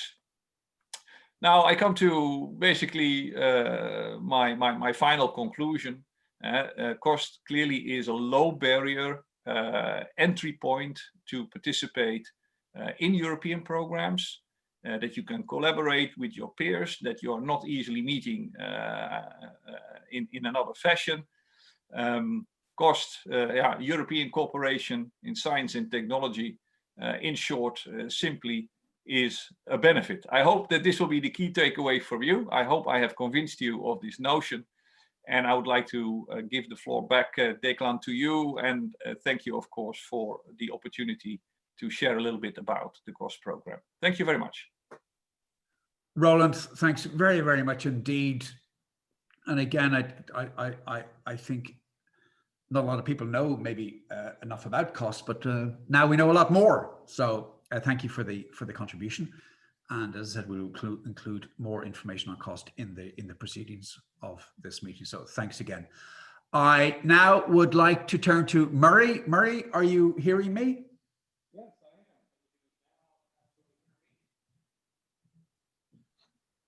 Murray? Murray, we see your presentation, but I don't hear you.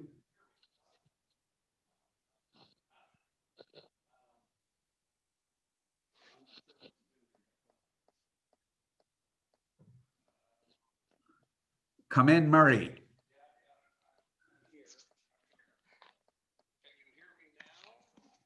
A little, very faintly. Okay, let me see if I can That's change wonderful. that. That's wonderful, Murray. You're loud and clear. Excellent. Okay. Wonderful. You're very welcome. One thing, my apologies for being a bit late. I can Don't tell worry. you that if you have Microsoft Teams running, I had it from last night and it didn't allow me to do anything on Zoom. So my apologies. So I would like to thank the previous speakers, especially Constance and Leonard, for sort of showing how everything is really integrated in terms of science, technology, finance, and all the challenges we face. And I want to look at how geoscience is actually one of the needs we need to do going forward in terms of an AERAP science program. So why geoscience? Well, it can answer some really big science questions like the history of Earth, origin of life, biological, geophysical, geochemical cycles on the planet, very important for things like climate change. And that gets us into science-based or societal-based science and engineering, resources such as soil and water, critical for food and health, and the things we need for raw materials, energy, etc. Also hazards, climate change, earthquakes, landslides, etc., and generally a public understanding of the home we live on. But also, oh goodness, there we go. Also, we need to, it allows us multiple opportunities for Africa and the EU to work together in a number of areas, to build critical intellectual capital, to increase the data needed to understand, mitigate, and adapt to climate change, in other words, what we need to do for the green transition, and to develop sustainable methods for discovery and use of all sorts of raw materials, and basically help us develop new disruptive technologies, which I would argue is sort of AERAP's mission. So where am I coming from? ICRAG is a SFI, Science Foundation Ireland Research Center. We have over 150 researchers in a range of fields, geoscience, bioscience, engineering, and social science, from a range of institutions across Ireland, and we work with many in the private sector. We're developing innovative science and technologies to better understand the Earth's past, present, and future, and how people are connected with it. And we're currently working in Africa with partners, both private sector and academic institutions across the continent. So I think ICRAG, like AERAP, presents a model for contributing to the Africa-EU green transition. And we're doing it through geoscience. And geoscience research to strengthen things like STI collaborations, the digital transformation, and human capital capacity. So I'm just going to give two examples of sort of big geoscience opportunities. One is geodesy and geodynamics, and this actually focuses quite in with what AERAP's been doing traditionally. Use of geodetic, very long baseline interferometry measurements. Basically, these are long, very long dimension measurements across the globe to understand the geodynamic mechanisms between geologic plates, such as the African and the Eurasian plate. And that can improve the international celestial and terrestrial reference frames, particularly in the southern hemisphere. It can help us actually locate telescopes. It also measures interplate deformation of the African tectonic plate and the Eurasian plate. And that's really important to determine earthquake risk both across the African continent, but also where the African and the Eurasian continents join, such as along the Mediterranean.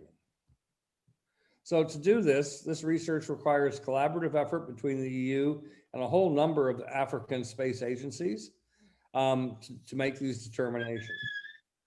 The other area of big geoscience opportunity is in critical raw materials needed for the green transition. And so energy, for instance, wind turbine, there's a whole bunch of elements that go into that wind turbine, basically much of the periodic table. And many of those elements actually are being produced right now in Africa and in other places like China. But better understanding, especially what is in Africa and how we can actually use that information to find out what is here in Europe. Africa actually leads Europe in terms of mineral exploration by many orders of magnitude. This can actually help both continents develop new models for mineral exploration and mining that will aid us in meeting the critical mineral demands. So if we look north to south, there's a big difference. This is the night sky. And basically the green transition will allow us to have people both in the north and south to have all these things that all of us want: heat and light, communication, transportation, and the basics of food. Looking at geoscience and using geoscience as part of the AERAP science initiative will be essential for environmental justice between the two areas and to meet the UN Sustainable Development Goals as we go forward. Thanks very much, Declan, and thanks everybody for listening. Thank you so much, Murray. And really, I want to praise the perspective you've brought here. And I think geoscience again has a critical and central role to play for the reasons you've outlined. And then also, I'd just like to maybe state something which is terribly obvious, is that I see ICRAG, in fact, many of our speakers have referred to science capacity, and indeed ICRAG is a capacity. And I think, therefore, looking at ICRAG and other initiatives in terms of capacity and infrastructure terms allows it to be much more psychologically transferable rather than using project language. And I think that's a general point. But I think certainly ICRAG is just there. It's actually a key capacity which there has applications right across the continent of Africa and globally, I am sure. So, Murray, thank you so much for that, and we'll continue to be in touch, particularly on the proceedings of this meeting and indeed future AERAP sessions. So thank you indeed. Now I would like to depart briefly from our key thematic areas and invite Marie João Pinto, who's the counselor at the Cabinet of the Minister of Science, Technology and Higher Education in Portugal. And Maria has kindly agreed to talk to us about the forthcoming Portuguese Council presidency and the science, technology and innovation priorities therein. And I think this is particularly apt since earlier in the day we've heard much reference to, for example, general science STI priorities. And in part, these come from member state discussions in the guise of various councils. We're currently in the German council presidency that's trying to, arrive at agreement on the MFF. So presuming that's all going to be done and dusted and allows the Portuguese presidency to focus on the good stuff, part of which will be STI. So delighted Maria can join us at this point to give this very, very important perspective. And as I mentioned earlier, to aid and abet our understanding of how policy develops. And this then can inform better policy responses from the science community. Maria? Yes. You are very welcome and delighted you're able to join us here. Thank you. The floor is yours. Thank you very much. Good afternoon, everyone. I would like to thank the Africa Europe Radio Astronomy Platform Special Decline for the invitation. My greetings to all participants. It's a pleasure to participate in such a robust meeting. I will present an outline of the main priorities of the Portuguese Council Presidency first semester of 2021 in research and innovation, higher education, digital and space. In line with the 5-pillar motto of the Portuguese presidency, a more resilient, social, green, digital, global Europe, bearing always in mind that COVID-19 situation will influence the research and innovation agenda. I will highlight 8 of our main priorities. Cooperation with Africa, it's a cross-cutting theme of the 5 pillars. First, we must adopt the Horizon Europe regulation. If it's not possible under the current German presidency, Portugal will have to work towards a meaningful launch of Horizon Europe. And the same applies to other funding programs such as Digital European Program, Connectivity European Facility 2, Digital Part, Erasmus Plus, and Space Europe Program. We are preparing in collaboration with the European Commissioner Maria Gabriel an event to launch the Horizon Europe program. Initially it was planned to be in February, March, but there are still many uncertainties due to the current impasse concerning the MFF. Whether it will be adopted in the Portuguese presidency. Second priority, our presidency has as a main priority to foster a policy debate under the celebration of the 20 years of European research area. And the core of the discussion will be on how we can build a new future for research in Europe. The focus will be on research careers and professionalization. And the third priority, the Portuguese presidency intends to give priority to the ocean space climate change trilogy, promoting activities in space at the service of Earth observation in line with the United Nations Sustainable Development Goals. We will promote the development of the green economy, the blue oceanic economy, and circular economy, which play a crucial role in addressing the challenges of ecological transition and the fight against climate change. Our presidency will give value to the preservation and sustainable use of oceans and sea resources, including renewable energies, blue biotechnology, sustainable aquaculture, coastal and nautical tourism, and green shipping. In this context, the Ministry of Science, Technology and Higher Education, together with the Ministry of the Sea and the Government of the Azores, will organize in June in Azores a high-level conference on sustainable oceans. Another priority of our presidency will be defend a European perspective based on an effective multilateralism and a solid international partnership to overcome the collective challenges. We will pay special attention to promote United Nations agenda and implement the Sustainable Development Goals. The relationship between the European Union and Africa is of a central importance, with both sides aware of the need to maintain a strategical dialogue to address global challenges. Another priority, the Portuguese of our presidency, will be to ensure the launch of the new space program, paying special attention to the development and use of space technology and applications in non-space sector and public policies. We will give priority to promote new markets and developing innovative platforms for satellite-based information acquisition, management, and processing. It's important to stress the importance of data in the context of Earth observation and the processing of the huge volume of satellite data with the most diverse applications. And the sixth priority, as I already said, we will give priority to space, Earth, climate interactions.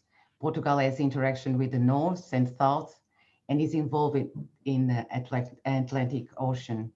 That's the reason why we are committed to develop a global Atlantic interaction system for Earth observation and a network of international collaboration in the area of all oceans interactions. We want to deepen the cooperation with African countries in the field of advancing training, capacity building, and to extend partnership with African countries.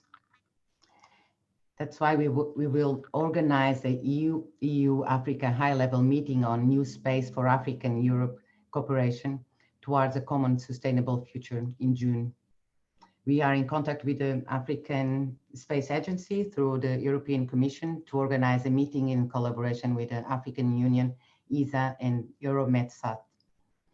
I would like to call your attention to the fact that the launch of GMES in Africa was in Lisbon, in Portugal, in 2007, during the second EU-Africa Summit, to boost cooperation between Europe and Africa in development and implementation of Earth observation application, and to facilitate the development and use of space-based technologies in Africa.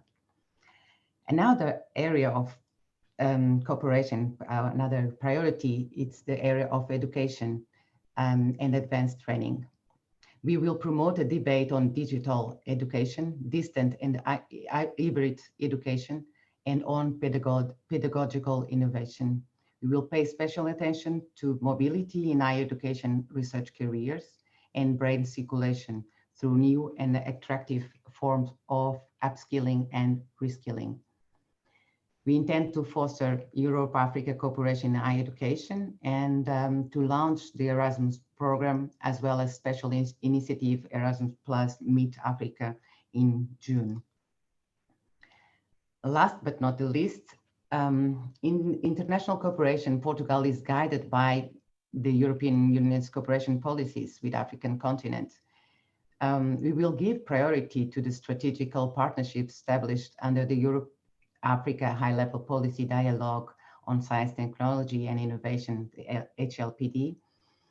At 2007 Lisbon Summit, the European Union and Africa adopted joint Africa-EU strategy, reinforcing the dialogue on topics of common interests, such as peace and security, energy, climate change, mobility and employment, science, ICT, and space application. The Portuguese presidency 2021 will certainly ensure new opportunities to increase cooperation on science, technology, and innovation between the two continents. Portugal, as you know, has an historical and secular relationship with Africa, and we have a privileged relationship with the African countries, special Portuguese-speaking African countries, which allows Portugal to identify opportunities that can contribute to increased cooperation between Europe and Africa. Portugal plays an important role in the cooperation of science, technology, and higher education in the Portuguese-speaking African countries. As a result from an agreement with the UNESCO, Portugal has recently set up the CNCLP Center to build scientific capacity involving African and European countries. This center was presented already in one of the webinars organized by Declan. I would like to mention that Portugal is involved also in several initiatives involving African partners, and such as the SCA, that will be the world's most advanced radio observatory, and it will also be a model for the future global ICT cooperation and will benefit society from ICT innovations. In strategical line with the Portuguese presidency of European Union, Portugal will hold the presidency of AERAP from July 2021 to June 2022, in which the cooperation with the African countries will be one of the priorities. And this coincides with the co-presidency by Portugal of the Council of European Space Agency, ESA, and also during the year 2021. Both momentos will certainly lead to unique synergies to promote new programs and activities, and will expand the opportunities which will be developed during our presidency. So these are, in general, the priorities of our presidency. These are general ideas, but they will have to be adjusted and adapted because of the pandemic, and which also cause delays in the discussion and priorities and the programming. As usual, at the beginning of the presidency, the programs are revised. In this particular case, many things will happen between November and December, and we have to see how far German presidency can go. The events will not be all as we would like to be face-to-face, and some of them they will be face-to-face, but most of them they will be online. We are working on both scenarios. That's all. Thank you for your attention. Maria, thank you. Thank you very much for that very rich and detailed contribution. We now know a lot, and as you've mentioned, of course, the plans do have to meet reality, and of course, we live in a complex world, but I'm sure that Portugal will do a wonderful job, as it has done in the past under your Minister Gago and Commissioner Moedas. I think Portugal has this very strong tradition of science leadership in the European Union, and we are very much looking forward to seeing more of that beginning in 2021. So my gratitude to you, Maria. Thank you so much for being available today and for sharing your perspectives. Thank you. So, which nicely brings us to our lunch break. So, and again, we've learned so much this morning and heard such valuable contributions. I think we need to spend some time digesting that as well. So we will have our break now, and we'll come back promptly at 2 p.m., which is just under about 1 hour, 55 minutes from now. So we leave you here. I will be logging everybody out, and then we'll wind it up again at 2 p.m. So Maria, thank you for bringing us to lunchtime, and to all our speakers this morning, to our panelists, and we look forward to reconvening in 1 hour. Thank you all, and see you later. Thank you. Bye-bye.